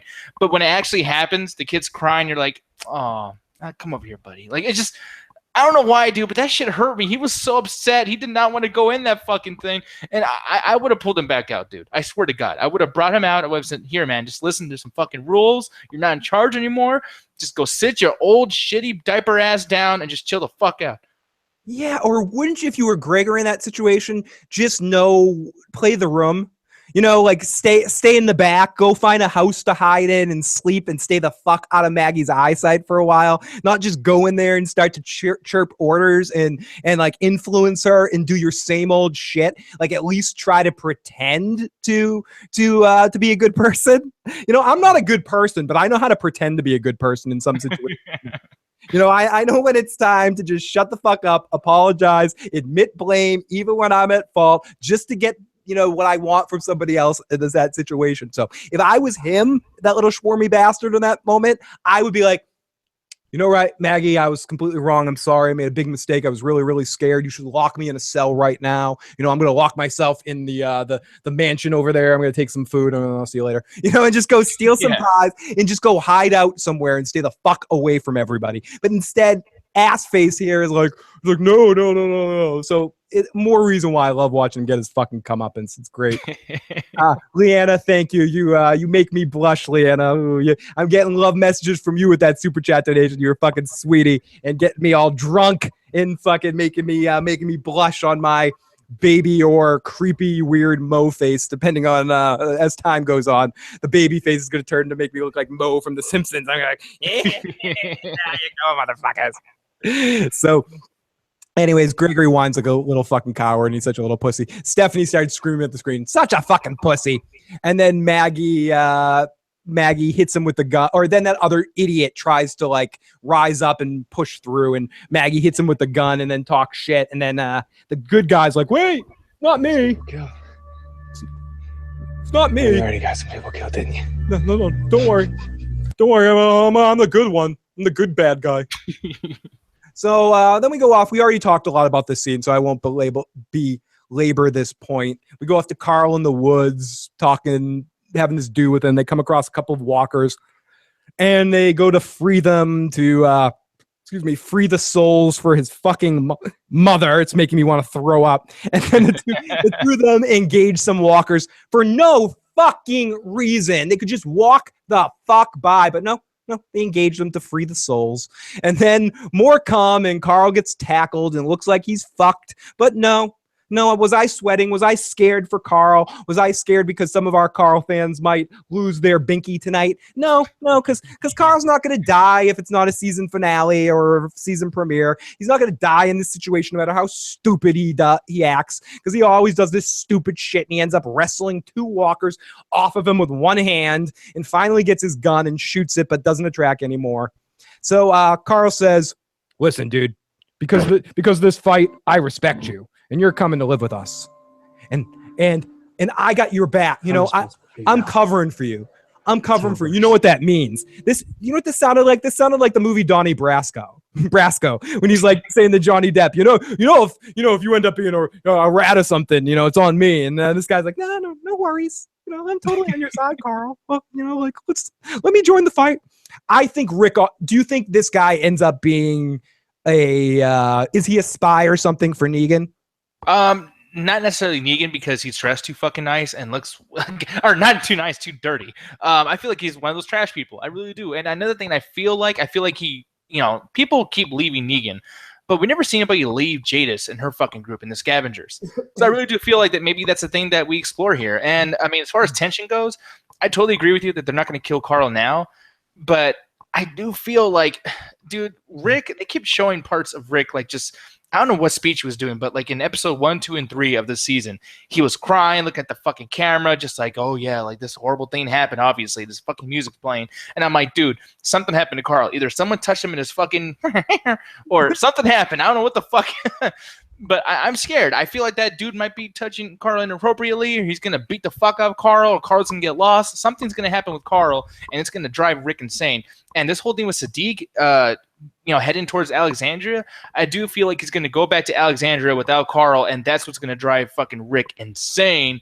Whether or not Carl dies, Sadiq is going to be a very important fucking thing that moves past like the mid-season finale. I really do think that. Interesting take, Nick. I like that. And let's go into the live chat for a second. In his defense, I feel like he really called zombies more often. The fewer of them out there, the better. Fair enough, Atari Daddy, by killing them less is more with the zombies. Yeah, Raider Nation, brother Tyrion. Cadigan, of course not. Carl's not going to die. Stupid fucking useless tension. This Walkabout. Yes, I am blushing, Leanna. Nymeria says, here's a question for Phil and Nick Diaz. I'm just saying that as I imagine she would be saying that. Here's a question for Phil and Nick Diaz. As someone who hasn't watched The Walking Dead since Glenn's dumpster moment, how do you feel about the show's current path since then? Is it worth a watch for the LOLs at least? So what would you say, Nick? Is it worth, if you haven't watched since the Glenn dumpster moment or a couple seasons ago, is it worth catching up on The Walking Dead now, or should you wait longer and just catch up when it's done? I do feel like when Glenn hit underneath that dumpster, I also feel like he also hit underneath the trash of this fucking show, because that whole season was really, really bad. Honestly, that was fucking trash. But season 6 and 7 and what's going on now, I do think that you should come back. But at the same time, especially this season, it's just it lives for the cliffhangers. I mean, for me personally, if you're not into this, where you're like me and Phil, where we have to fucking see this every week because either it's our job or either because we're just fans. We love this shit. I mean, I still read the comics, you know what I mean? And it's at this point now where it's almost like a fucking poison. I don't know. I've invested so much, I can't fucking quit whether it sucks or not, Phil. There's no way. I'm not leaving. No, and a couple of people have said that to me, why do you watch it if you have all these problems with it? I still hope that the show can reach a good point sometimes, and I don't completely fucking hate the show. Joe said it last week, it's just I want to like it more, and I like these characters, and I'm invested in it at this point.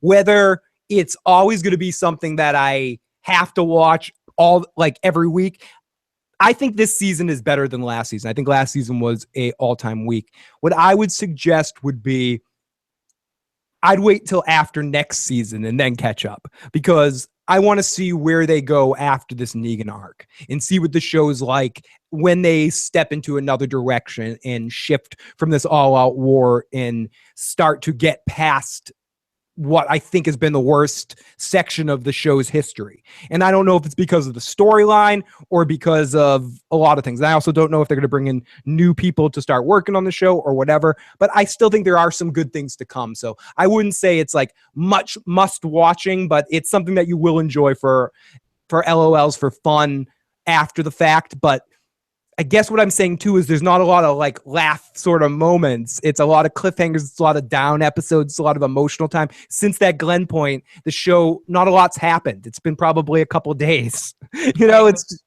Honestly, I feel like recommendation wise, you should just read the spoilers and still watch the show and just skip when you're like, you know what?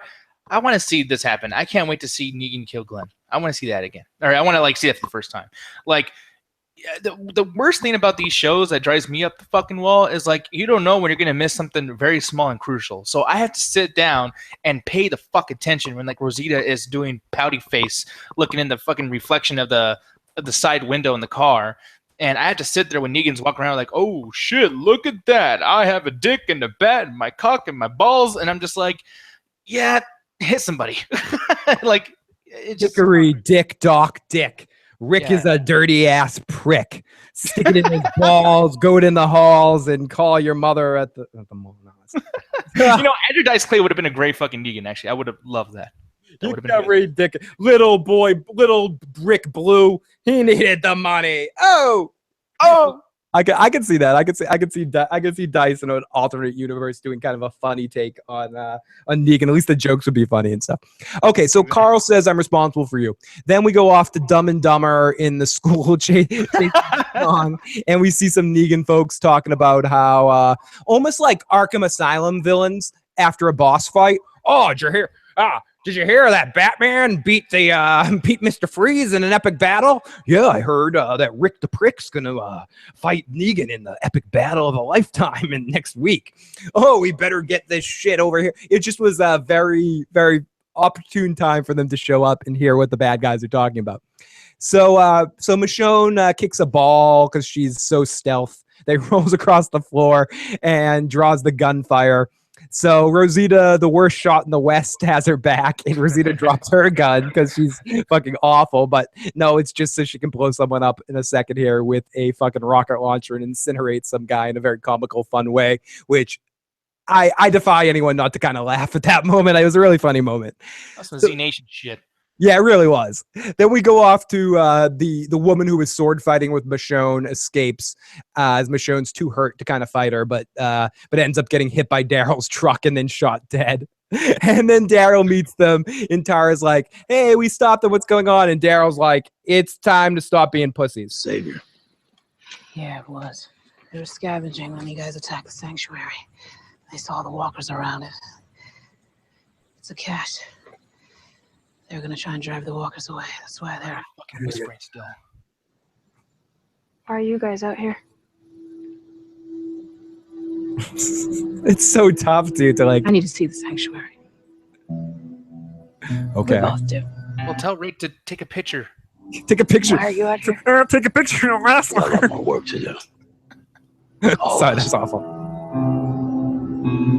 So yeah, and so Carol's like, so Daryl basically is grouping up to go actually stop being pussies and go finish this thing, and then we go to Carol, who's done with the king's shit. Next to Henry.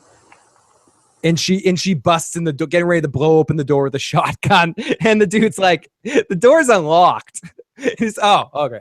Okay, because I have so much bullets, I was willing to, waste more in the fucking zombie apocalypse for a goddamn door. And, okay, I could be wrong. Is it glass? Is it fucking glass? You can't just hit it with a fucking sledgehammer? Dude, I was thinking the same thing. Like, we're talking about the whole mission to be able to finish Negan off is to collect bullets and ammunition, but she's going to waste a fucking shotgun bullet to bust open the door of the theater. Just talk to Ezekiel, by the way. It's not like she was going to, I had this plan. I'm going to pull that motherfucker out by those fucking dreads. Hopefully they don't come off, because then that would defeat the whole purpose of King Ezekiel. But it's like, she didn't go in with like a fucking plan. She went in and like, hey, they need you. No shit, they need him. They always need him. He don't give a fuck right now. No, and I mean, ultimately, they should have called this episode the King, or I get they wanted to call it the King, but he didn't really have much to do. It should have been like Carol, the widow, and Rick, because it was more about Carol than it was about the King. So Carol goes to talk to Ezekiel, who's sitting there whining about his tiger, and I know you lost a CG tiger. It really hurts. You're there, King, and I played my part, and then I played my part in folks' lives, and they died, and all the drama, blah blah. So you're telling me, Ezekiel, you went this far with all of this, and then you lose your people. I get it, but then you go, and I feel bad about it. But you survived. Get revenge now, and he can't do it. He can't be the king anymore. And she gives him, and she's like, fine, I'm going to leave. But then she ends up coming back and giving him like the best Gipper speech. Like, you're the king. You came back for me. You can do it, king. And he's just like, yeah, I can't do shit. I had to ask you a question too. And I know maybe this is just me being a sick fuck or something. I just don't give a shit about people. I'm a little bit of a sociopath. I don't know what the fuck. But at the same time, in this world, in this zombie apocalypse, fucking post-apocalyptic world, why would you care so much about these people getting killed? I know they're your people, but it's like they're soldiers. Did you not expect we're going to catch a couple of fucking bullets? Why is he so upset? I know he's upset about the tiger too, but you pull the tiger out into the fucking war, and the tiger doesn't have fucking armor or a gun because it's a tiger. Like, you know what I mean? Like, I don't mean to give you the same answer I gave you before. It's all about fucking ego, because this fucking Schwartz got so hard from the we didn't lose anybody. So then it's like almost a bully thing, or the Rob Stark thing of like if you never lose a battle, you just don't. Sometimes losses, you learn more from your losses than your victories. And by losing and being able to come back and fight again and go again, you learn things. But he won too much and didn't lose anybody. So then when it all came, it's just like, oh, I'm a fucking sham. Idiot. I'm an idiot. I'm stupid. And then he's just a coward and doesn't want to face people because he doesn't want to face like having to deal with the consequences of his fuck up and having to do it again. And he's not. It's in that he's actually human and he's not this myth thing, like he is that too to these people, but he's also like human and can't just be like, we have magic force fields that the elves gave us, like that doesn't exist.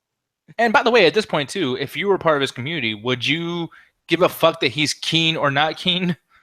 No, not at this point. Like at this point, like when you're in this world, you just want anything to do.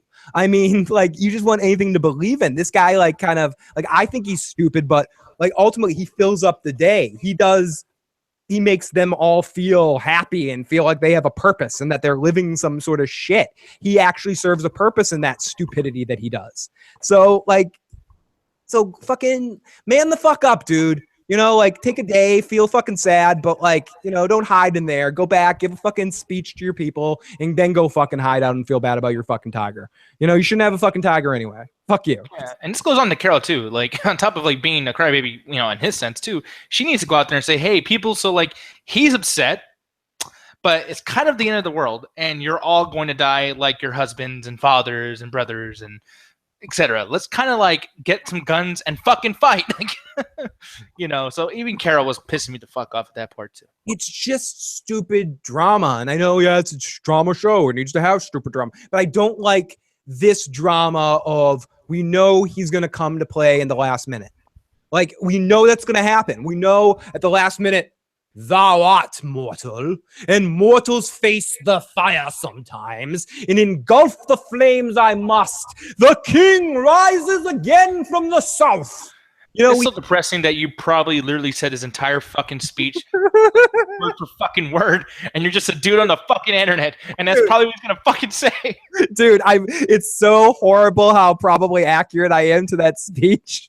like if I told you I got a spoiler alert and that's the exact speech, you'd be like, dude, I believe it. Like it's gonna be something like that. We all know it's gonna be something like that. Like, give me a flying fuck.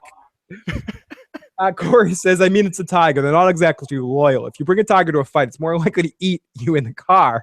They've not seen The Hangover. And again, I've quoted it like 70,000 times this season, but the Chris Rock joke when everyone cried when one of the tigers killed what were they? The fucking guys in Vegas, the Ziegfeld and Roy or whatever it was. Oh yeah. And everyone's like, oh, it's a tragedy. That tiger went crazy. That tiger didn't go crazy. The tiger went tiger. The fucking it's a really true joke, like, because tigers can't be fucking tamed, and you can be friendly with a tiger. Probably, I've seen people in context, like you go, oh, I'm cool with you. You raise one from a cub, it's probably gonna be cool with you. But like, I've raised my kitten from fucking a few weeks old. I got it too early because it was like abandoned on the side of a fucking road. So like, I've had my cat for a long fucking time. It's almost 20, and my cat fucking loves me. But you know what? It tries to kill me sometimes, and that's a fucking domesticated house cat. It's a fucking little piece of shit. So I can fucking beat it in a fight almost. But that thing almost. But that thing can fucking beat me it's taken me down. It's sent me to the hospital a couple of times, but that thing can fucking fight me. And that's a little fucking cat. Okay. Imagine what a fucking tiger can do and isn't domesticated. Fuck. No, as well as the fact too, like, and by the way, are we still like sure that there wasn't a man? I'm not saying like, behind the scenes, but like actually in the storyline, in the story arc of the show, that was just a man in a fucking tiger suit. Because how can you walk through and see, oh, Negan, I know who his guys are. I'm gonna go after them and pass through 5 good people and not eat them. And I'm just, you know what I mean? Like, what the fuck was that? A tiger that has a sense of morality. It's either that or it might be a remote control tiger. I'm looking at An RC tiger? Yeah, it might be. It might be like a weird combination of a Borg thing going on there with a what's that stuff? What's the stuff when you stuff animals? It's taxonology or whatever it's fucking called. Yeah, some shit like that. I don't even fucking know either. Yeah, you know what I'm trying to say. It's like a combination of that with robotics that make like accurate animal like remote control creatures. So I think it maybe that's who's in the helicopter. Someone that was controlling the remote control tiger. It's some future tech from Dimension X. Or like, fucking small soldiers. Like a microchip or major hazard. Tommy Lee Jones is coming out of there anyway, like in a moment and screaming and shit. Everything else is just a toy. It's just a toy. Yeah, and someone says it's just a toy. So fuck. Phil Hartman was great in that movie. Anyways, the kingdom. So then we go.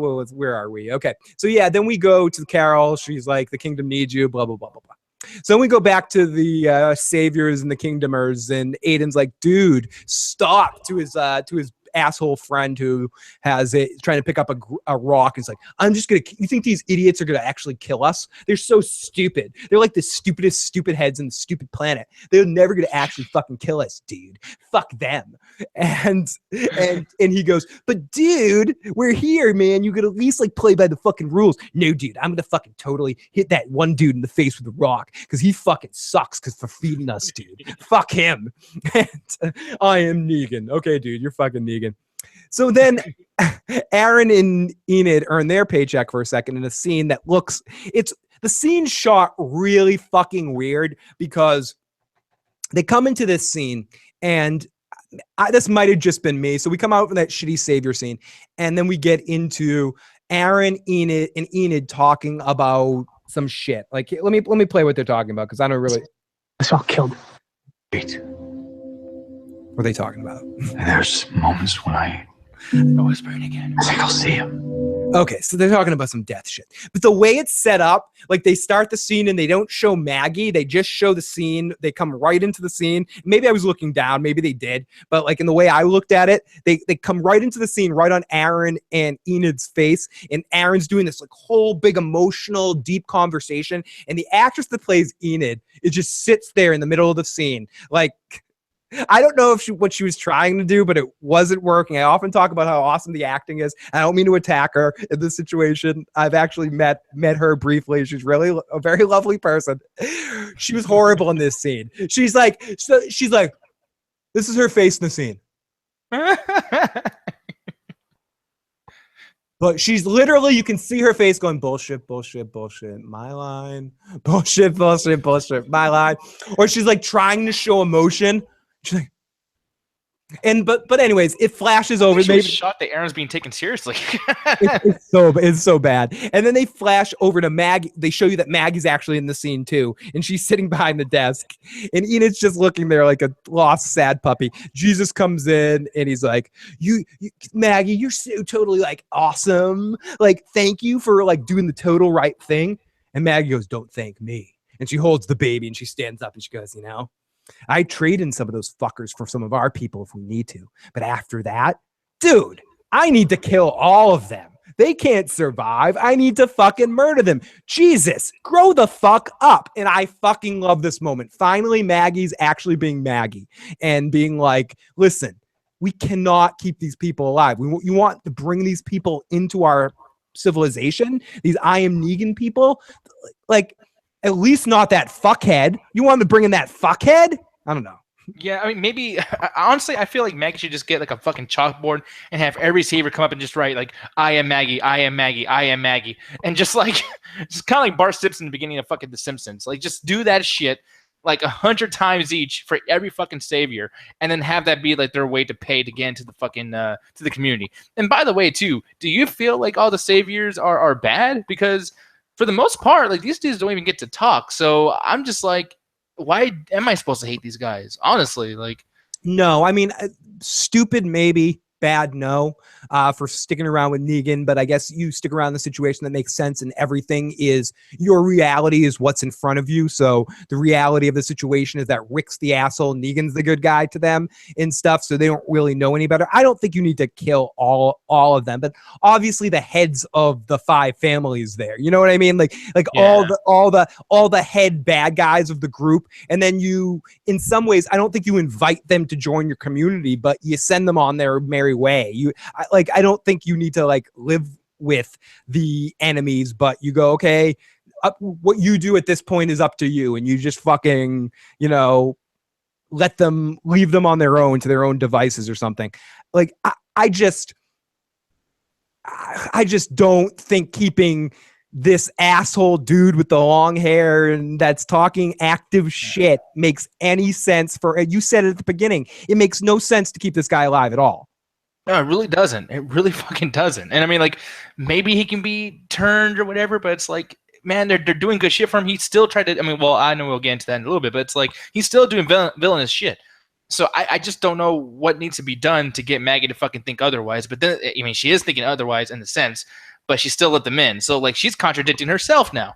Yeah, it's horrible. And yeah, like you said, getting into what he did, he attacked a person, he got into it. He also was holding a rock and saying he's going to fucking kill somebody at some point and find his opportunity. He's fucked. Nymeria asked if Maggie's still pregnant, and someone answered her in the chat. She hasn't even shown yet because it's only 2 or 3 days probably since the last time you watched. You thought I was kidding, Nymeria, and you thought Nick was kidding where you could just literally read spoilers and then watch in. You've missed a matter of days. That's all you've missed. You've missed a matter of days. And it feels like it too, honestly. It's sadly enough, it so fucking feels like 3 days. Yeah. And in the last season and a half, probably. Yeah. It feels like we're hour for hour, like 24, but 24 was more interesting than this. Yeah, no. Or maybe not a better show, but at least 24 at its best was more interesting. Or like the timing, at least the boom, boom, boom, boom, boom. It kept the energy up a little bit. Anyways, so Jesus is like, you did the right thing, and no, I'm going to fucking kill those fuckers. So then we go to Aaron, who's leaving. He's got to make sure they win, and Enid comes out. Oh, I got to make sure we win too. And like, we're totally going to win with me on your side. JSS, motherfucker. And he gets in the car. And she gets in the car. So then we go off to the truck with the Daryl crew, and they all Michonne wanted to see the Saviors, wanted to see where the Saviors are. And she looked and she saw it, and Rosita says, what now? And Daryl says, we need to fucking end things now. So just to get into the end of this episode, then we're going to go to the voicemail line. So if anyone has any last minute stuff you want us to get to, we'll also jump into the live chat and take some comments there. Now's the time. 781-990-8509. Again, that's 781-990-8509. Text or call that line. If there's a certain question or comment that we didn't get to, a part of the episode, I yada-yada'd, let me know and we will talk about it. So the end of the episode comes out where Jadis puts an A on Rick's container, kind of like in Terminus, an A. I don't know if it was just kind of like a throwback, but it was kind of cool. I just meant for asshole. That's probably that too. And then he peeks through the hole, which looks kind of like a glory hole. Anyways, and he peeks through the hole, and we pan to naked Rick, who, yes, it is a glory hole.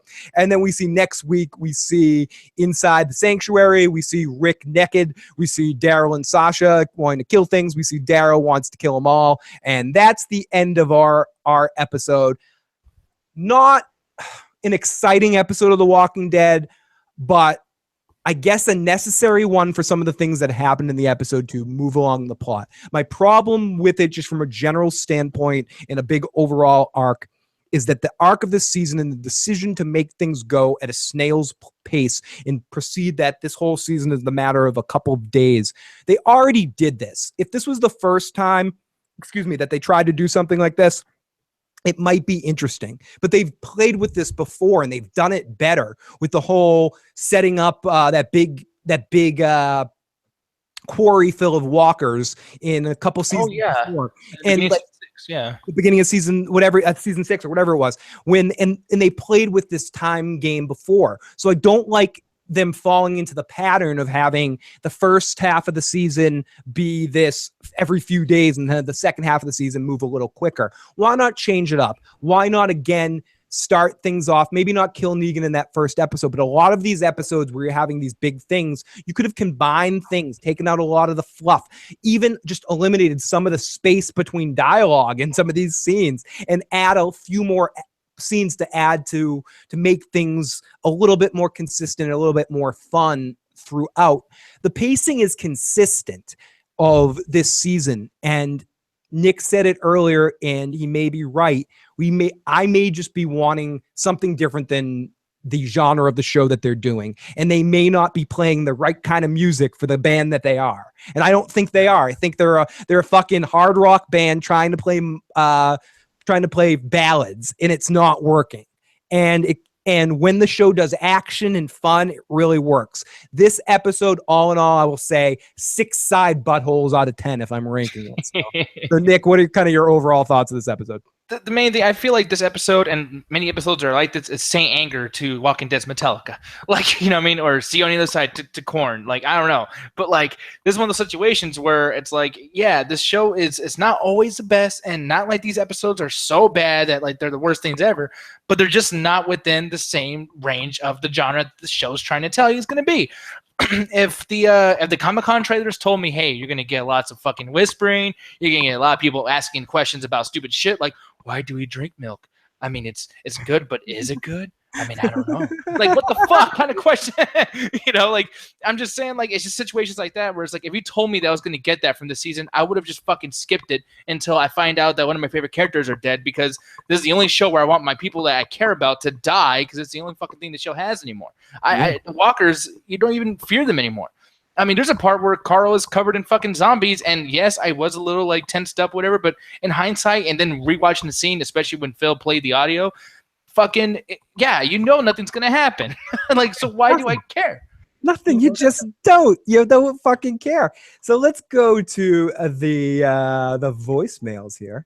Oh, yes. And see what we have here. And then, okay, so let's take, this is our first one from area code.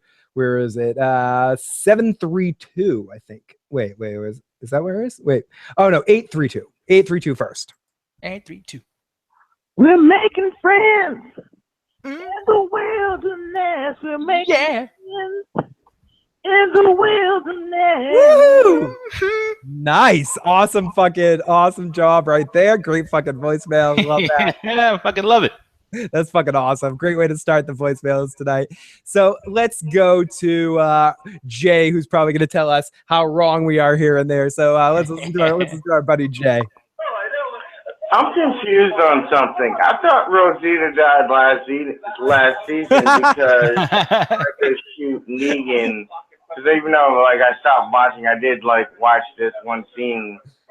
If it wasn't Rosita, somebody remind me who it was. I could have sworn someone tried to shoot Negan last season, and it was like I'll answer. Blocked by Negan's baseball, like the barbed wire part of Negan's baseball bat. I remember Joe was specifically mad because he was like talking about how we're gonna have a scene where something that happens should kill Negan and he's not gonna die because it's gonna save him, and then he ranted about it for like I don't know how long of the show he ranted about it for, but I remember that. So could somebody please remind me, if it wasn't Rosita that shot at Negan and got killed last season, who was that? All right, later. You're right about Rosita shooting at Negan. That did happen, but for some reason in the moment he decided not to shoot her. And Nick, I'm trying to remember, he shot, was it Denise? Was that when he shot yeah, he shot Olivia, but then the thing is, what this guy's getting confused of Jay, which by the way, thanks for the voice clip and everything, Jay, but at the end of the season, Rosita tries again, and she's just fucking sucky at everything, and she gets Sasha like captured, and Sasha's the one who basically dies at the end of the season, and that was supposed to be for Rosita as well. Like, the whole season is building up to Rosita's eventual death, and she's trying to die too. And even the preacher's telling her, Father Gabriel's like, yo, like, don't kill herself. She's like, no, I want to die. That's why I'm getting other people killed. You fucking stupid idiot. And and yeah, she still never dies. And it's like, yeah, the fat chick Olivia. I don't like calling her the fat chick. I actually really liked Olivia a lot, man. Yeah, she was awesome. She was a sweetheart. She was awesome. I did not like seeing her go. She brought a lot of like color and fun to the show. So so please play. Leanna, that would be your last wish for your amazing donation. I will absolutely do that. Please remind me if I forget. So let's play. We get 2 more voicemails. If anyone else wants to get a voicemail in, now is the time. 781-990-8509. We get 2 more. Let's play Pat's first and then end with Brokes. Let's go. Hey Phil, what's up? It's Hannibal. What's up, chat? Yeah, if you ever got to take a piss break, the last thing I sent you, I want to see what people think about it. That's I never pulled a scent out. It was just fucking with it. Glad it came out good. Anyways, cheers. And keep on doing what you're doing. Awesome. Good. Here you go, buddy. We played a little bit of it earlier, but it's a little bit more of some creepy fucking shit. Running from a fucking serial killer. Yeah. Oh, wait, damn. Fucking love this shit, man. Motherfucking. Oh shit! Don't break nothing though. Yeah.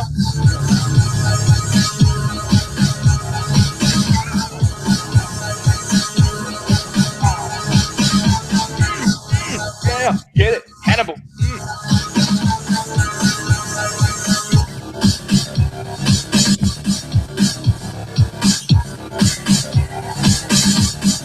Ow, fuck! You hit me in my head. Dude, Hannibal, you are the shit, dude. I love this. Yeah, good shit, Hannibal. Good shit, buddy. Good stuff. Hannibal sent us a lot of awesome songs. Really lucky to have all of his fucking support. Lots of love to you, buddy. And That's a musical serial killer over there. That's fucking amazing. I love it. yeah, it's some good fucking shit. So Ethan, welcome, buddy, and welcome to everyone in the live motherfucking chat. You guys are fucking amazing tonight. And let's listen to our last voicemail of the night, unless we get a last minute one from Broke Blackman 94. Hey, Phil, Broke Blackman 94 here. And for starters, I gotta hit it off with fuck Rosita though. But secondly, like what's up with the damn youth in The Walking Dead? First Carl is just talking to this stranger who we don't even know is like full on backstory. He can just be another type person from the Savior group. He can be some crazy guy like from the Wolves or even like the governor and people. It's like you don't trust people in The Walking Dead, including a time when you're in war. It's like you want to like make alliances and stuff or like bring people in, at least let it be people that you know, not just random people who can just be saying anything so they can gain your trust, It's just like with the freaking Jesus talking to that Savior. It's like, yo, fool me once, shame on me, fool me twice. Like, oh my goodness, or is it the other way around? I don't care. But point being, if something happens, it's gonna be on your head. I'm not even gonna freaking blame Maggie whatsoever though. But at one point, I just want to hate on Michonne and Rosita just like going out because they're still recovering.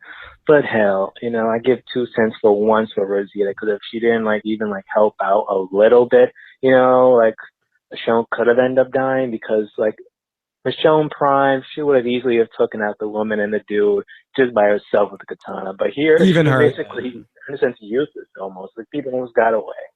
But yeah, so that's all I got to say for this episode. It was enjoyable. If anything, I give it a 7 out of 10. Just can't wait to see what happens. I just hope that Tara doesn't do something stupid, because it looks like she might just end up going inside a sanctuary with the walkers either outside or not even outside. Who knows? Yeah, I agree with a lot of what you were saying, Broke. The only problem, and again with Michonne and stuff like that, Michonne Prime, like Michonne, who she really is, would be able to kill that person very easily, even hurt, because she's very skilled with that blade. But in the moment, I wanted to hate on that, but it was good to see the characters, even though I agree with you and Nick with the fuck Rosita stuff. But it's still good to touch on those characters. I wish in this half season we saw them more often. The one thing I will say too, and if you noticed, like he said, like he gives us a 7 out of 10, but his voice was like, "Oh man, this fucking show, dude." But the problem is like that's how you and I think feel too. It's like this was competently made. It's not like this was done in a bad way or it was filmed wrong. The music was great. Some of the fucking, the pacing was good, and I still stick to those things. When I told you when we first got into the call, like, yeah, I fucking had fun with this shit. But it's like when you look at it in hindsight, this is so not what we fucking came in to fucking watch. Like, if I'm in the mood for this shit, yay, but fucking I want some fire. Yeah. You know? It's in a sense a bait and switch. It's what you were saying with the trailer. It's promising all-out war, promising that the emotional stuff and the lead up we had last season was a lead up to get to this point where we're going to have like all-out action and get into like really making Negan pay this season. And instead, it's one situation that over a course of 2 days, this whole war is going to be 2 days because it's going to end in the mid-season finale. Not very all out, Phil. No, it's not very all out. It's very it's more, it should be called specialized. No, specific couple of day war, the 2 day war, or something like that. Not all out war. I mean that seems like some being hyperbolic at the moment there. I'm kind of wondering too, like were they going to call the next mid-season finale trailer when it gets released at Comic-Con, wherever the fuck, of like, no, that was not all out war. This one actually is all out war. No, but wait, no, this one's super all out war. No, it's ultra out, you know. And it's worth mentioning that The Walking Dead is still doing very, very, very fucking well in ratings, but it is losing ratings very quickly. Last week's episode was the lowest rated episode, I think, since season 4 or something like that. Yeah, but I want to ask you this too, though. With that said, I mean, do you feel like because here's the thing, they're actually pretty chill with telling people like, hey, 2, 3, 4, 5, 6, 7, even they don't really matter. Like sometimes we're building this story, but the big shit, like, I mean, there's a reason why they stick to these particular things. It's almost like, and I know you brought up wrestling a couple times tonight and everything too, but it's like the WrestleMania. You know what I mean? Like you need to have your Royal Rumble, Survivor Series, SummerSlam, WrestleMania. And granted, if you're a wrestling fan, you'll watch all the Raws and SmackDowns leading up to WrestleMania. But I mean, do you have to though? Like, I don't think you have to. I think and that's one of the unfortunate things probably about, and it's just a thing. I guess it's just things have curved more to events and everything. He needs to kind of get to those event dates, and you're kind of just, okay, everything's going to happen in this mid-season finale and the mid-season premiere. It's all going to be that thing. It's all going to happen at WrestleMania. It's all going to lead up. That's going to be when all the final battles and the big title fights happen. But it used to be on shows or in wrestling, where just on the Boston Garden, Andre could beat Macho Man and take the title for a day, and then he loses it back in Philadelphia or something like that. And then it goes around in circles. Or on Saturday Night Slam, a title might change hands, or on this, or title could change hands on a random situation. And then to equate down Walking Dead, there was a time where Lori dies in episode 4 of season 3. Right, like, exactly, and it could just happen at any time. And I think that's part of the foundation of the success of The Walking Dead. It's that feeling that anything could happen at any time, and these characters are no one's safe. And I think that's what they sold this show on. And I think if you take that away, even in a war like this, then you have all of our characters and all this big buildup.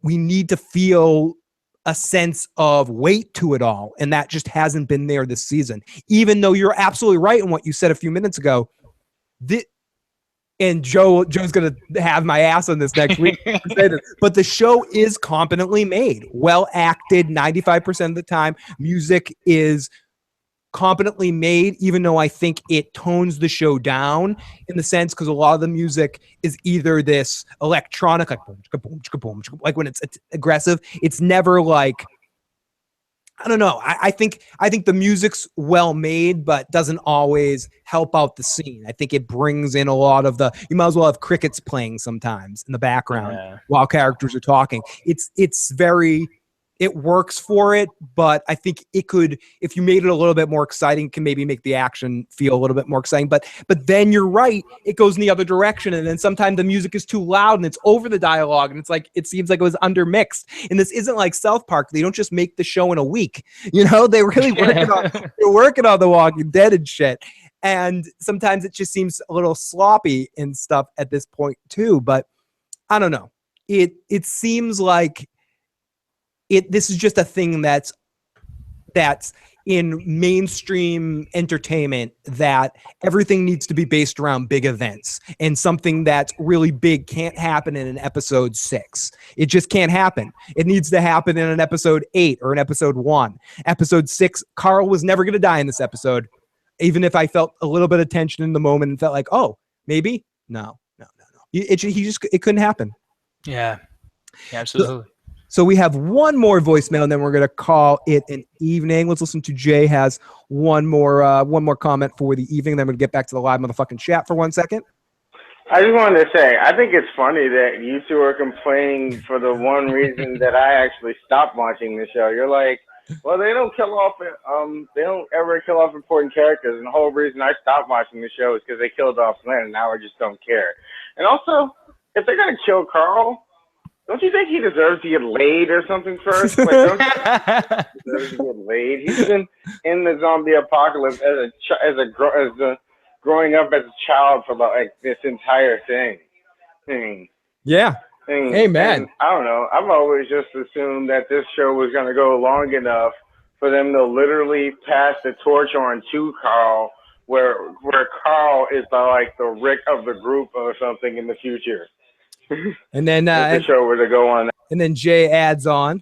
No show can go on with the premise of no one is safe forever, because if you keep doing the premise, then eventually you have to kill off everyone. And let's face it, there are only two shows that have done that, and it's Walking Dead and Game of Thrones. And you notice the last season of Game of Thrones wasn't exactly no one is safe anymore, because they realized, oh shit, now we're finishing and we don't actually want to kill off the characters that make people watch. I know, but that's a fucking problem. And the problem is shows are based because they want to go into fucking repeats and shit like that and make constant money instead of just being made in an artistic way. Like this have as many seasons as you need to have. That's why Vince Gilligan is the best television filmmaker out there, because AMC was like, we want like 15 seasons of Breaking Bad. And he goes, no, you're going to get 4.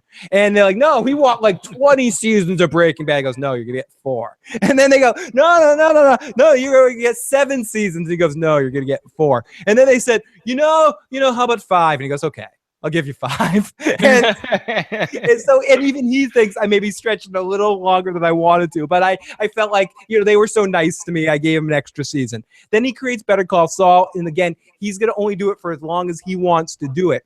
I feel like at a certain point in time, the problem with The Walking Dead now is you're right, but everybody but Rick shouldn't be safe. Okay? Keep Rick alive.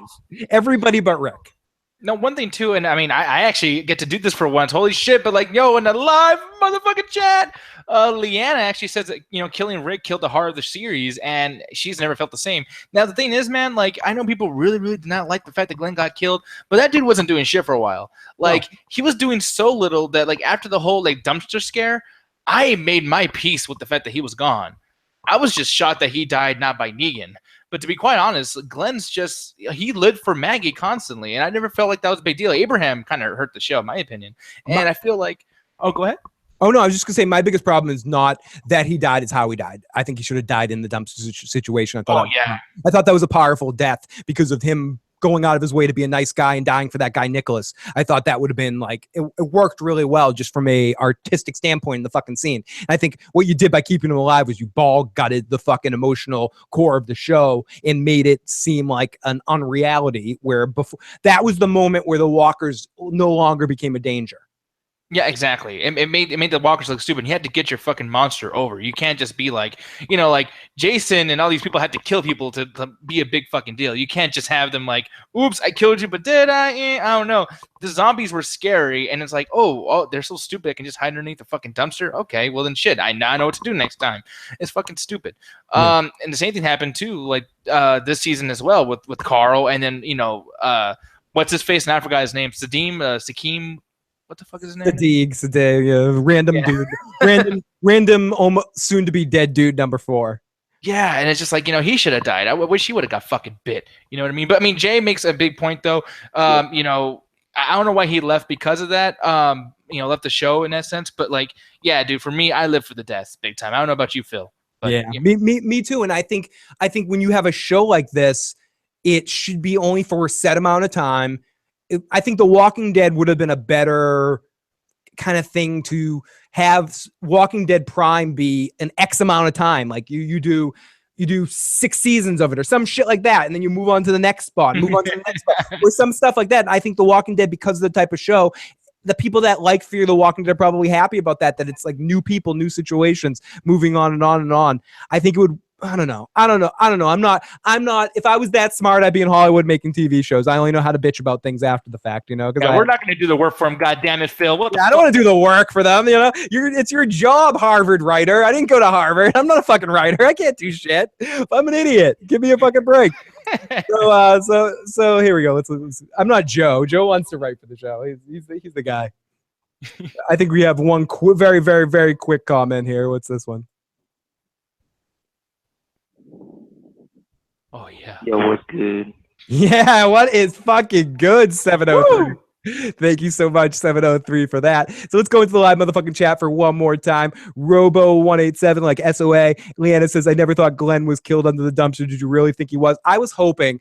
Like, in the moment, Joe told me he wasn't killed, but I wanted to believe that he was, if you go back and watch that silliness.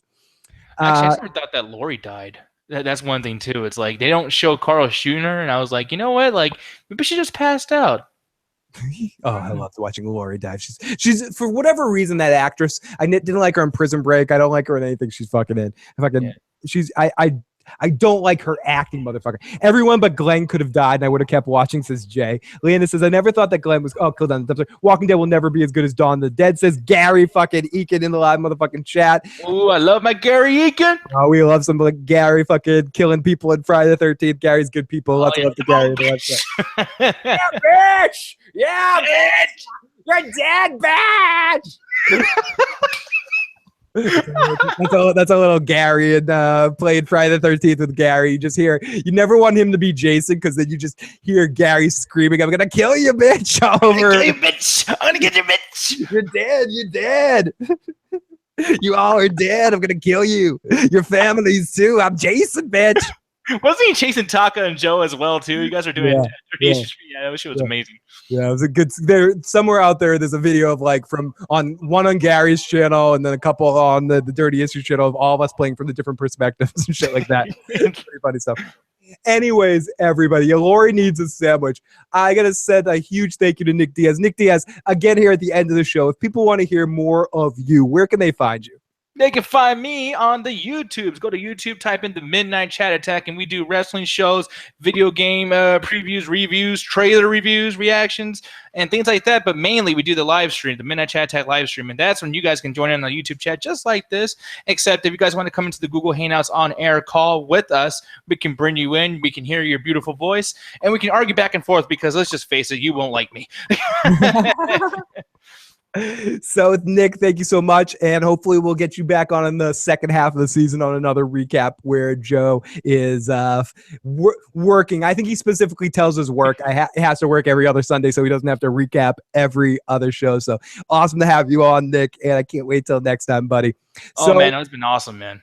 So Gary, Phil, did you get my voicemail? Were you the was that you with the what's up, buddy? Was that you? But I think that was Gary that left us the voice message. Yeah, that left us the. I know, Jason Todd. Goddamn it! Yo, what's good? Let's listen to Gary's voicemail one more time. Yo, what's good? I don't know if that was that might have been Gary, or Gary was earlier on, but I don't know if I got your voicemail, Gary. Oh no, that was me. Ethan says to me, no, I don't think we got your voicemail, Gary. So, or unless we played it and just didn't know it was your voice because you weren't screaming at us. Yeah, bitch. Oh shit! I never heard his real voice, actually, man. Yeah, I've heard it's pretty calm. Gary is a wonderful fucker. I love it. Oh, and Igor made it back from the hospital. Hopefully you're doing all awesome, dude. Oh, thank you. And one more huge gift to Leanna for being an amazing super chat donator. One time all the way through. Here you go. Here you go. This one's for you. Dick on, dick on, dick on. Now, if you haven't already, please hit the like button. Please hit the subscribe button. On, dick. Now, and if you enjoyed this, please make sure you're subscribed. Make sure you hit that little bell so you can find out when we go live. On, dick on, dick on. And make sure you check out the Midnight Chat Attack. And everyone, thank you so much. Thank you to Leanna for the super chat donation. Thank you to all of our patrons. If you have any questions, email me, touch me inappropriately. We'll talk to you guys next time. Dick on.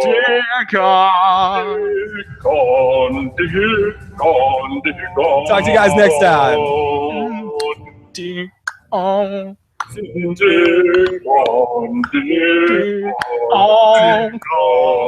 on.